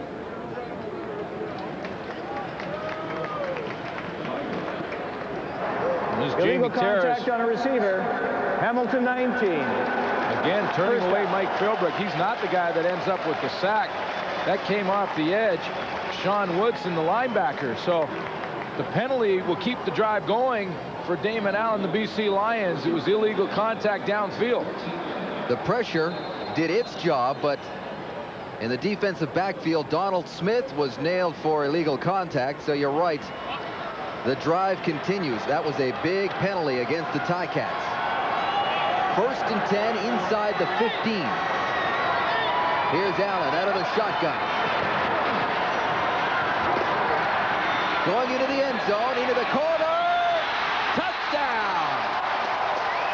Simon Buffo. When I first saw the play, I thought Simon Buffo missed his block or missed his assignment on Gonzalo Floyd. And that's what I was going to say. I said, watch out, Damon, because here comes Floyd. Well, that's exactly what the play was set up to do. Watch Buffo just run right by Gonzalo Floyd. When he does that, he's actually leaking out and running down the field. Donald Smith can't react in time, and he comes up with a touchdown.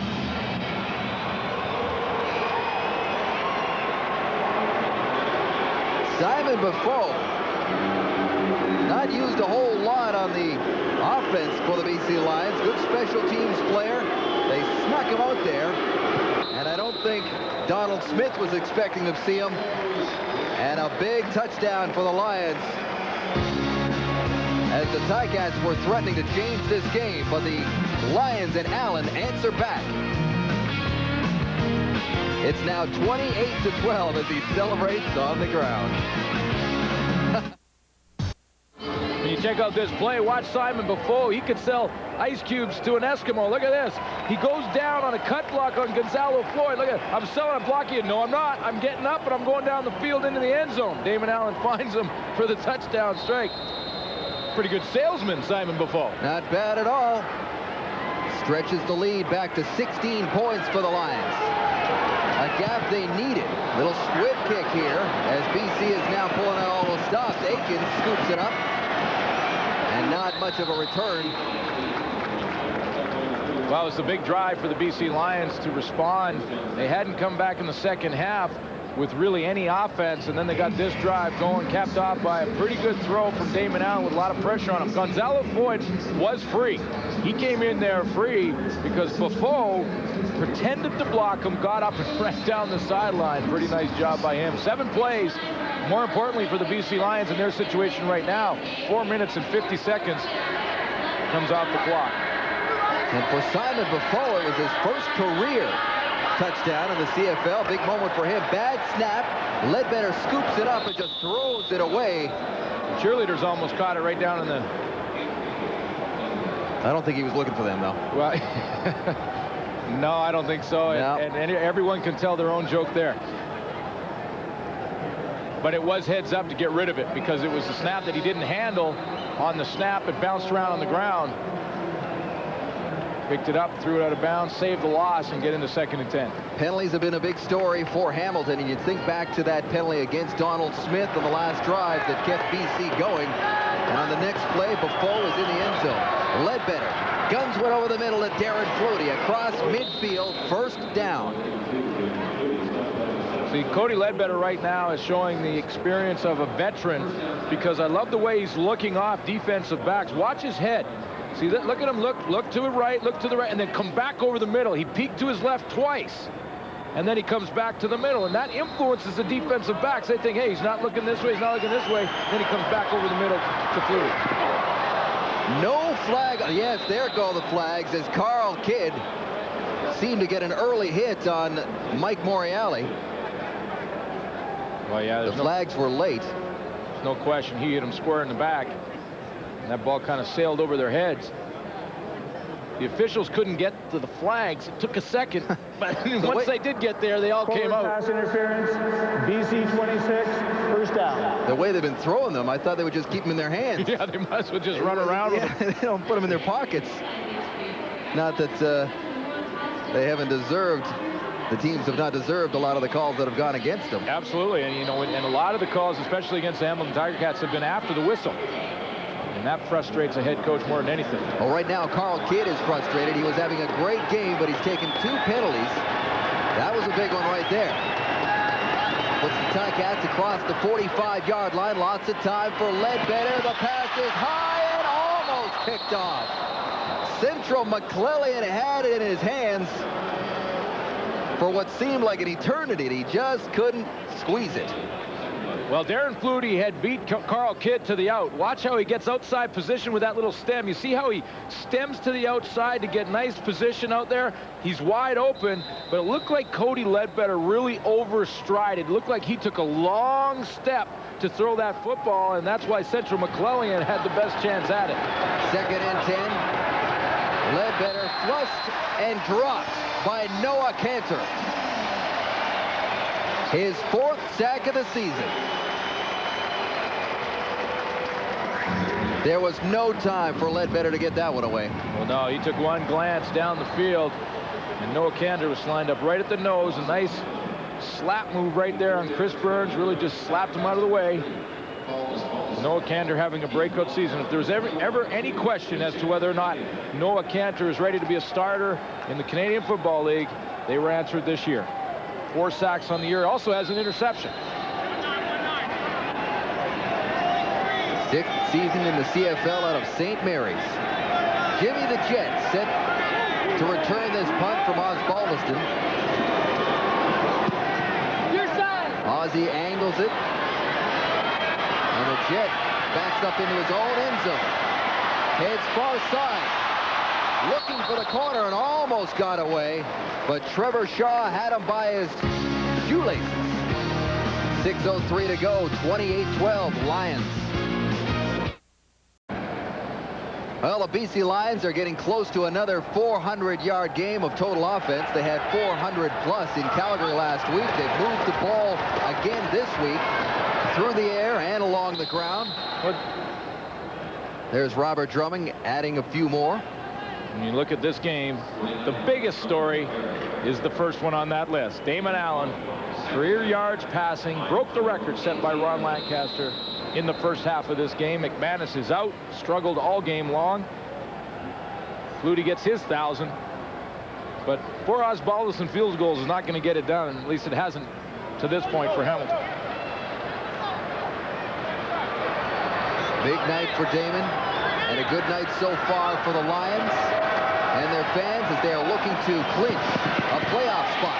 That ball is complete for Jimmy Oliver. Well, I've talked about it, but look at Damon Allen over the last 4 weeks. The numbers he's starting to put up. We said at the beginning he was averaging 375 in the last 3 weeks, but this is Damon Allen in Winnipeg in a loss. Team put up 40 points 3 weeks ago. He put up close to 500 yards passing.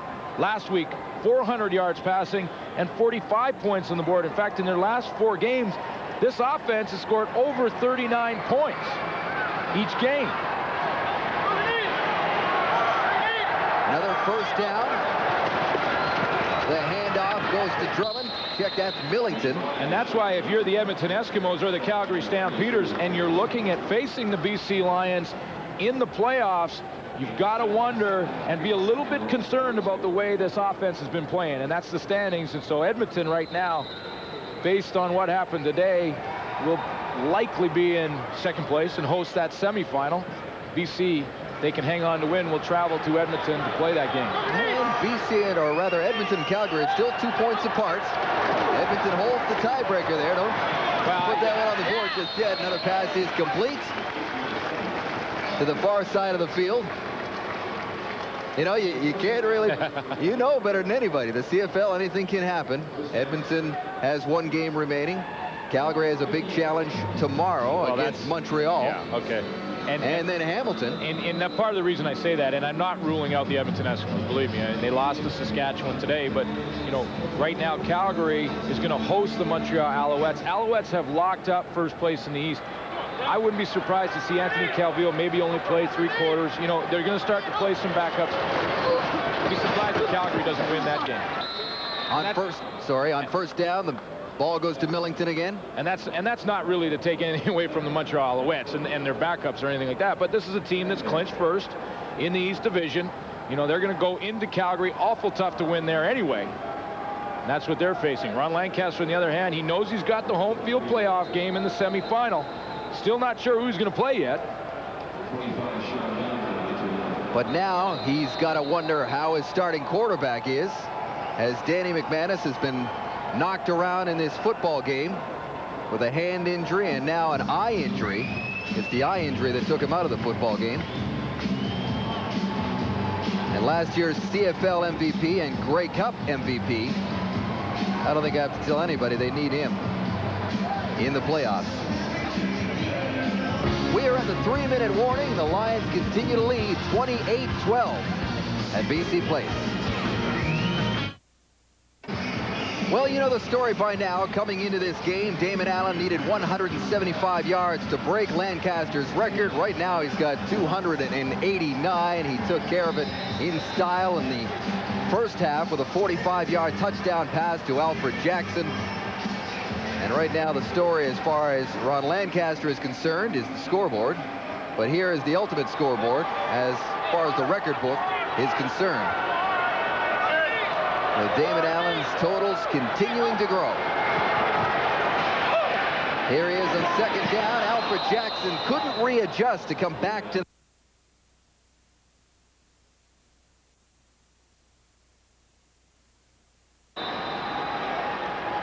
Well, we're back back in BC Place. We apologize for the technical difficulties. Did you pull a plug? I'm kicked sorry. it. It's right under your chair. I told you to keep your feet away from that I was thing. excited about the Allen thing, and I tripped over the plug. I'm sorry. You knew?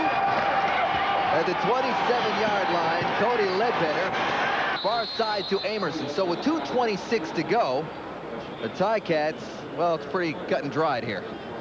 Down by 16. Well, you can score 3-4 times in 2 minutes in the Canadian Football League, but now Cody Ledbetter will get his turn to run the hurry-up offense and call the plays on the line of scrimmage. And while he hasn't had a lot of playing time, he does have a great grasp of the offense. They have not scored a touchdown in this football game, just field goals from Osbaldiston. There's a pass complete to Amerson, who's close to midfield. You know, when you look at Cody Ledbetter, every week, R.D. Lancaster tests the quarterbacks, and it's an actual written test. And he gives it to them to check the game plan and make sure they all know exactly what's going on. Well, Cody Ledbetter is really the only quarterback, including Danny McManus, that week in and week out never makes a mistake on that test. Ledbetter good on 8 of 13 passes, looking long here, and that ball is picked off by the former Tiger Cat, Eric Carter. Eric Carter used one hand to not only catch the ball, but he never brought the other hand in, I don't think, through the entire play. Tremendous athletic effort from Eric Carter to go up with one hand and pull this one down. Ledbetter, I believe, thought he had enough on it. It was up and over, but watch the play by Eric Carter. This is the part you can't coach. Wow. You back him up, he goes up and dives, one hand on the football, and that left hand never touched it. There was double coverage there. McClellan was there as well, and Carter, as mentioned, the former Ticat, loves playing against his old teammates, and that is his 5th interception of this season. And the Lions now have 2 minutes to kill on the clock. And they'll do a lot of it along the ground. Drummond trying to turn the corner. He is met. Is that Gerald Vaughn over there again? Gerald Vaughn again. Boy, that's a good little battle. They're not going to stop until this game's over. Both great competitors and physical players. You know, Robert Drummond likes to deliver the blow rather than run around you. And boy, Gerald Vaughn can bring the hammer, and that's not a play school hammer he's got. Those aren't play school hammers hanging out of his jersey. That's the real deal down there. That's the biggest DB you'll see. Well, Steve Barato has got to be happy with what he has seen here from his team. And right now, Steve Barato's trying to make a decision, a personal decision, on whether or not he wants to continue coaching. Damon Allen. Allen is wrapped up. Montfort is in there again. Barato, as you know, took over for Greg Mons in week 7. He'd been out of football. He, of course, has been in the CFL for many years. His first coaching job was with Ron Lancaster. Lancaster hired him to be an O-line coach. But he's not sure that his family wants to get back into the coaching lifestyle. And his wife is actually traveling up here this week, and they're going to have a heart-to-heart and decide whether or not he wants to continue, because they want him to continue. And basically, he said it'll be up to his wife, and I completely understand that if your wife's not happy. You know, my wife is watching this right now, nodding, going, that's right. That's right.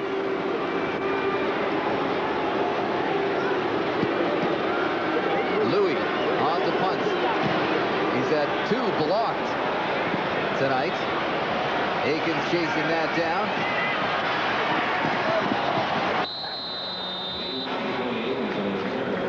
So, Ron Lancaster, you know, I hate to do it, but I think this is going to be a tough one to pull out of the fire. And now he's got to start thinking about their date next weekend against the Calgary Stampeders. Whether or not he's got his starting quarterback, we'll be there to have that game for you. Calgary and Hamilton. That will wrap up the regular season. That was that's a rematch of the final, obviously, of the Grey Cup, but they had a very memorable regular season finale game last year as well in Hamilton. And that eye is closing.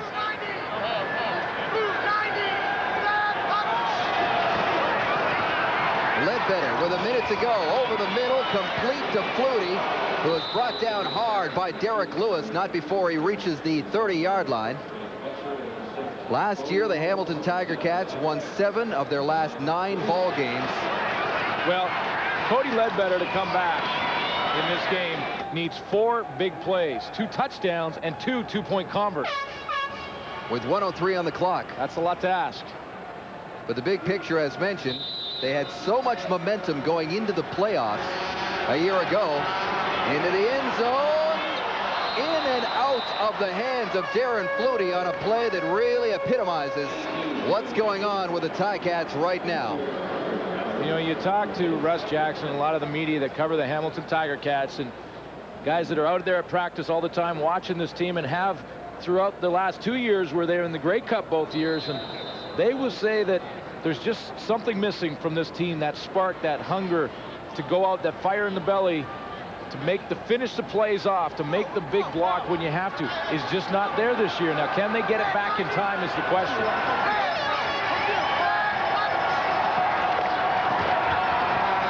He's going to try going back to Flutie again. Close to the first down. I believe he's got it. On a big-time positive note, though, Cody Ledbetter has played a pretty good half of football.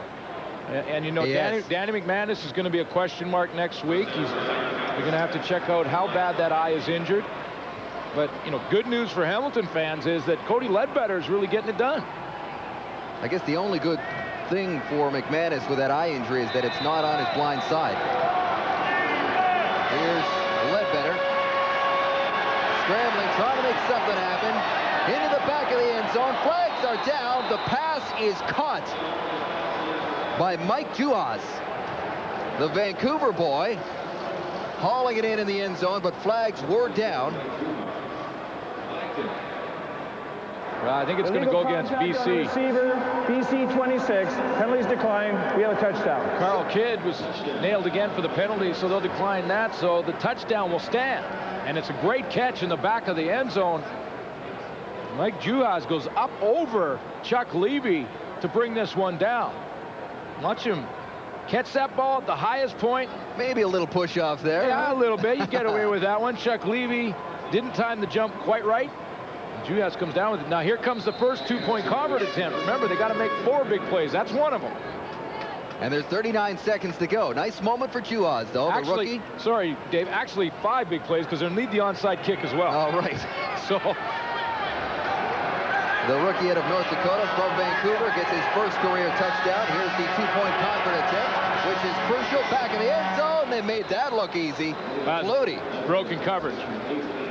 Broken coverage. They left Flutie free. He couldn't wave fast enough to Cody Ledbetter.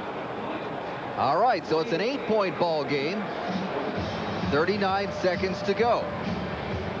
Well, first, let's go back to the touchdown. Ledbetter buys some time to the outside and just throws up a hope. Juhas comes down with it. Talked about the subtle push in the back on Chuck Levy. But again, this is a good sign for the Hamilton Tiger Cats. Backup quarterback has looked pretty good. He's thrown a couple interceptions, but they've been trying to force that football down the field, obviously, to come back. And now they go to the convert. Darren Flutie waving madly. I'm open. No one's covering me. And he just gets that football thrown to him for the 2 points. So now they need the onside kick. 39 seconds left. Right. If they can recover it, they're 2 more big plays away from tying this football game. Another touchdown and another 2-point convert. But this week in the CFL, we've had a couple of great finishes already. One last night in Toronto, one today in Edmonton. Who knows? This is one of the best plays. This is one of the most fun plays to watch, I think, is the onside kick, because there's going to be a whole bunch of Ticats that'll try and run over the front line of the BC Lions. Like, look at this. Look at all these guys that try to crush this end. These guys, it's like a kamikaze crew right here. Watch this. They all just pile up in there. May the best man win. Here it goes. Who's got it? Hamilton has it. Well, well, well. Oh, baby, watch out.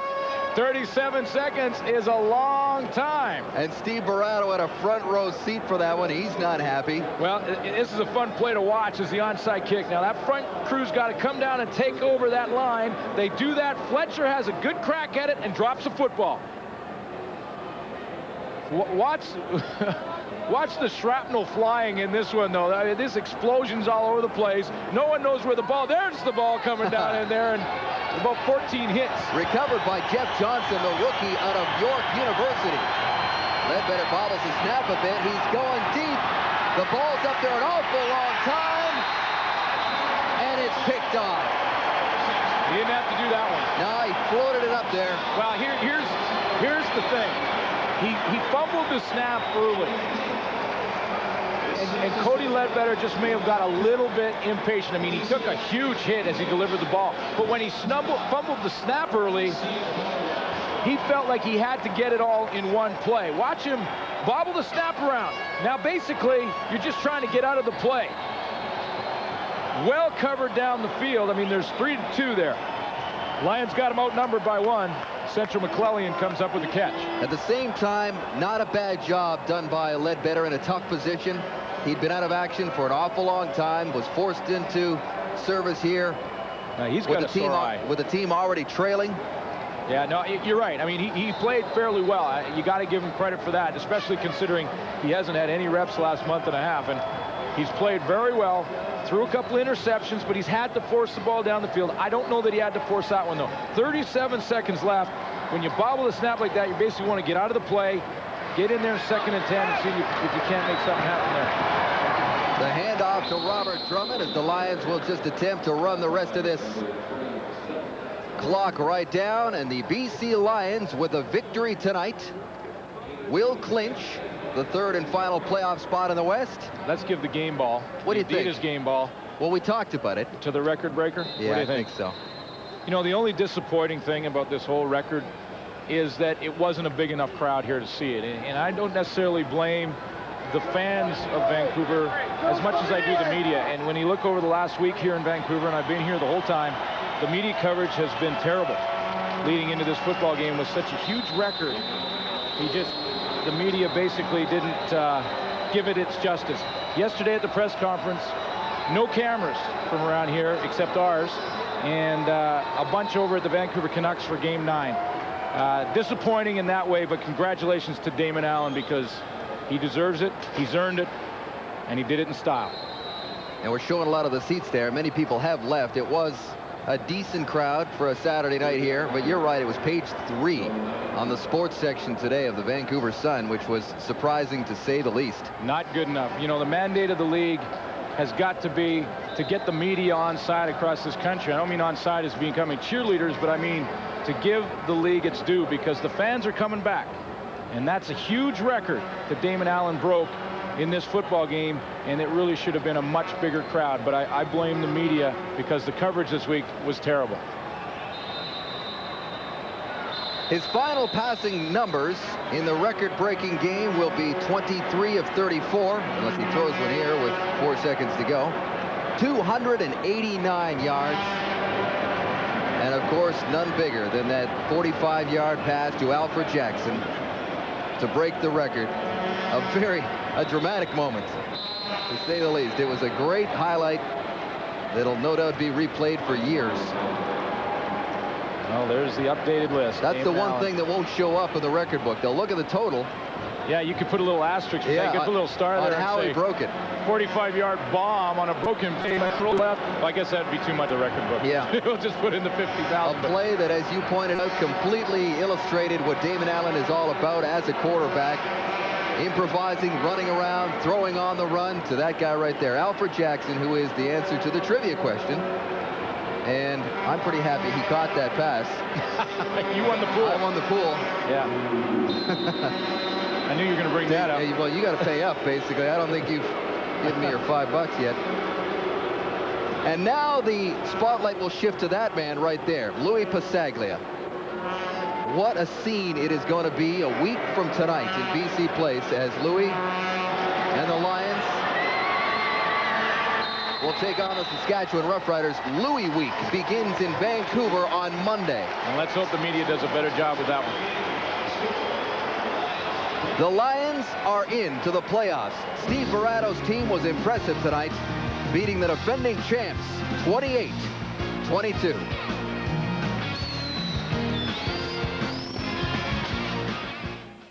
Swipe your club card at Safeway for automatic millions. Time now for the TSN Turning Point, brought to you by Super 8. Well, he gets the game ball, he gets the turning point, he gets it all, he gets the record, and does it in style. 45-yard pass to Alfred Jackson for the touchdown to break Ron Lancaster Lancaster's record for all-time yardage. And a cash donation will be made to the Coaching Association of Canada for the training and development of coaches in amateur sport on behalf of TSN. And Clean and Friendly Super 8, all the room you need. With over 1,600 locations throughout North America, life's great at Super 8. Now let's go back to CFL Control, bring in James Duthie. Thank you, gentlemen. And yes, so the playoff picture is now much clearer as well. BC is in. There'll be none of that crossover stuff. It comes down to one more spot being available, that being the last spot in the East. It's going to be either Winnipeg or Toronto. Winnipeg wins next week against Edmonton. They're in.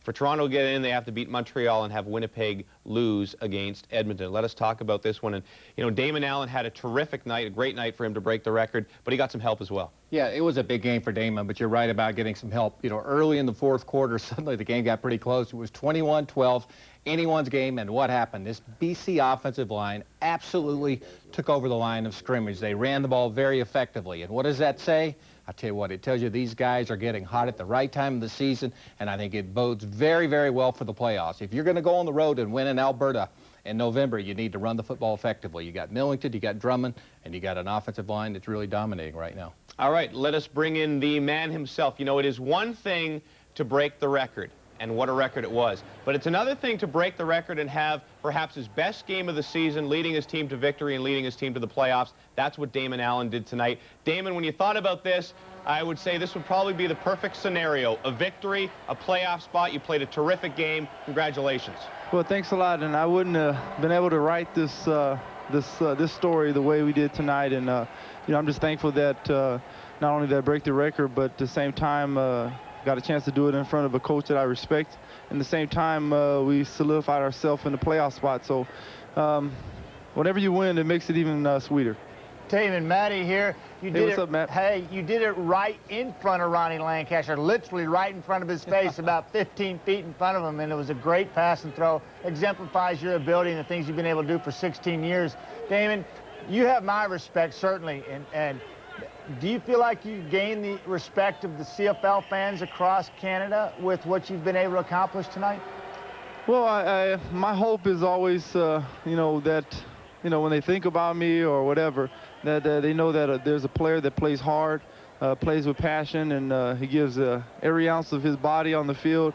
But the main thing is, you know, I'm doing something I truly love to do, Matt, and that makes it so much easier to be able to deal with anything that comes my way. But at the same time, you know, I have a great respect for the game of football, the CFL, and I think that's why I continue to play. Well, congratulations, Damon. Thanks a lot, Matt. Damon Eric Tillman, congratulations. Thank you. 50,000 yards, it just seems unbelievable. And yet, watching you tonight, you're the all-time CFL passer, but you're 37, you're moving around like you're a young guy. Is it possible that we're going to see you, if you stay healthy, hang around long enough to go after 60,000? Yes, I believe so. Right now, over the last 6-7 weeks, it's really been fun for me.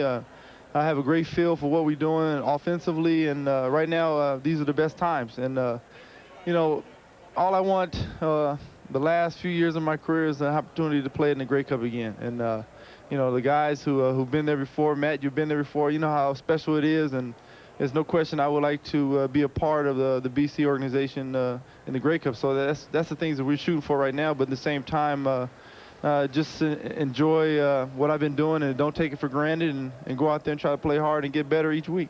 Hey, Damon, Chris Schultz here. Congratulations. Were you aware of the yardage you accomplished in terms of the actual play, the touchdown pass to Alfred Jackson? Because there was a great moment. You had a genuine smile of enjoyment, as if something had been lifted off your back. You should get the tape of this, because I think you'd really enjoy it. How aware were you of the moment?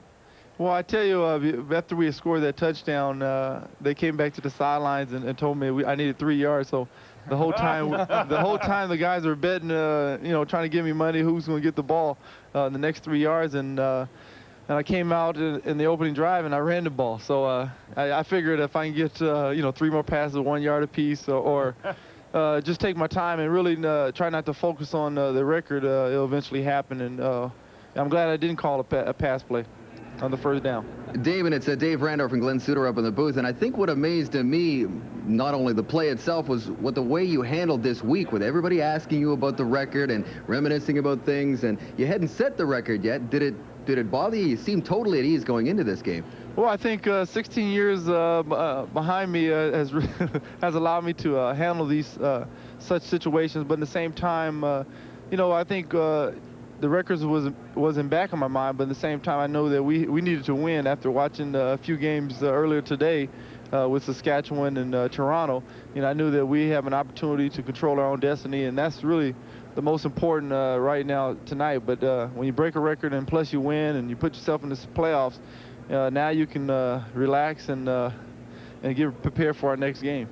Damon, you know you've always had my respect as a player in this league as starting quarterback, because I had to try and play against you at one time. I want to know about the play, though. You did it in style. What was the call? What did you see? Take us through that play, the record breaker.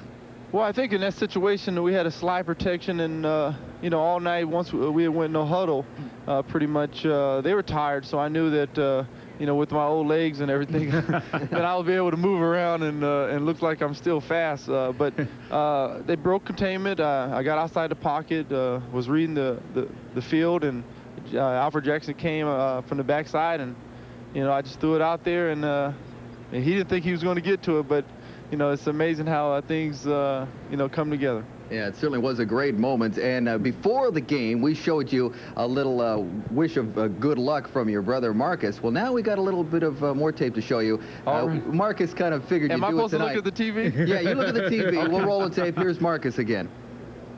Damon, congratulations on breaking the Canadian all-time passing record. You deserve it. I've pulled for you since you were a kid, since you were a quarterback and Pop Warner football, and watching you through Lincoln High School and your years at Cal State Fullerton.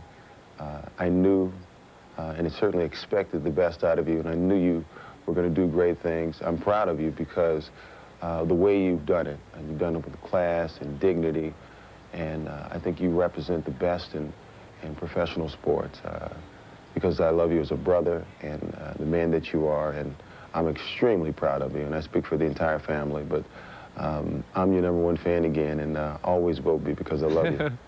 Congratulations. He's such an awesome player, isn't he? And you know, an awesome brother too. And I think that's, you know, reason why you know, my brother's here, my mom, and we talked to him earlier, my grandmother earlier, and I got a special family, and I think that's part of it that allows me to continue to play and being able to stay so young because. You know, my pops and my mom did a great job with the brothers and the sisters. For all of us, congratulations. Thank you very much for having me on the show. Our pleasure indeed. And now things get interesting. And you know, last year the BC Lions had all that pressure. They won the West. They were hosting the Grey Cup. Everybody wanted them to get to the Grey Cup game, at least in BC, and they failed. This year, you kind of get the feeling they might just sneak up on somebody, and the West is suddenly looking kind of interesting. I think it looks very interesting, and there's a consistency in the West because all three quarterbacks are good in the pocket and they're good out of the pocket. You have Dave Dickinson, who's, you know, the smart guy, but boy, when he has the guts to run with the football and do whatever it takes to win a game. You have Nealon Green, who's hot right now. Same situation, and you have Allen, who right now does the same thing, and he does it with experience. Plus, you all have great running backs. You have Mike Nora, you have Anderson. I mean, it's a situation where it can go either way. Finally, or suddenly, the West is very competitive at the right time, the playoff time, Eddie. Well, then we look at Toronto and Winnipeg. We know one of those teams is going to make it East. And I look at Hamilton's situation right now, and it doesn't look very good. 5 losses in a row. Danny McManus is down with a severe eye injury. I don't know how long that's going to keep him out. That could be longer than most people will expect. And then you've got people like Willie Fells that are dinged. And then your backup quarterback and Cody Ledbetter, he's not flying around very well. Things in Hamilton don't look very bright right now, but this team is capable. Their defense can fly around and make plays. They got a long way to get back to where they need to be to compete with people likes of Montreal. And anybody that comes out from the bottom of this pile, Winnipeg and Toronto, they are playing better football right now than the Hamilton Tiger Cats. And we've seen enough playoff years to know that when you get into those semifinal games and final games, anything can happen at all. And again, one more note on Damon Allen, just to stress, everything is done career yardage. This, with his yardage tonight, has passed his career high for a season. So those old legs and those old arms aren't so old after all. This is his best season ever as far as passing yardage. And he is the all-time leader and well-deserving of all the congratulations.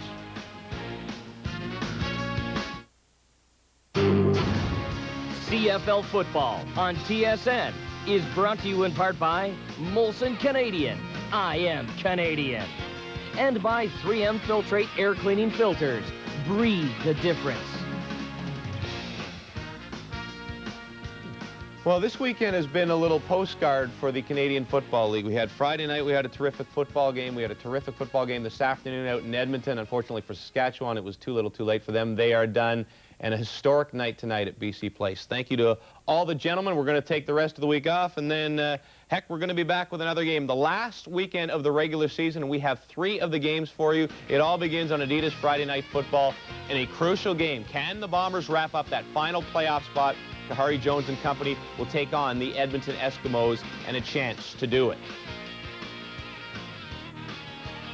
Damon Allen is into the history books, passing Ron Lancaster as the #1 passer in CFL history. And check out the smile. People have often said that he doesn't wear his emotions on his face, and that's one of his criticisms over the years. But you just know he has to be thrilled with that.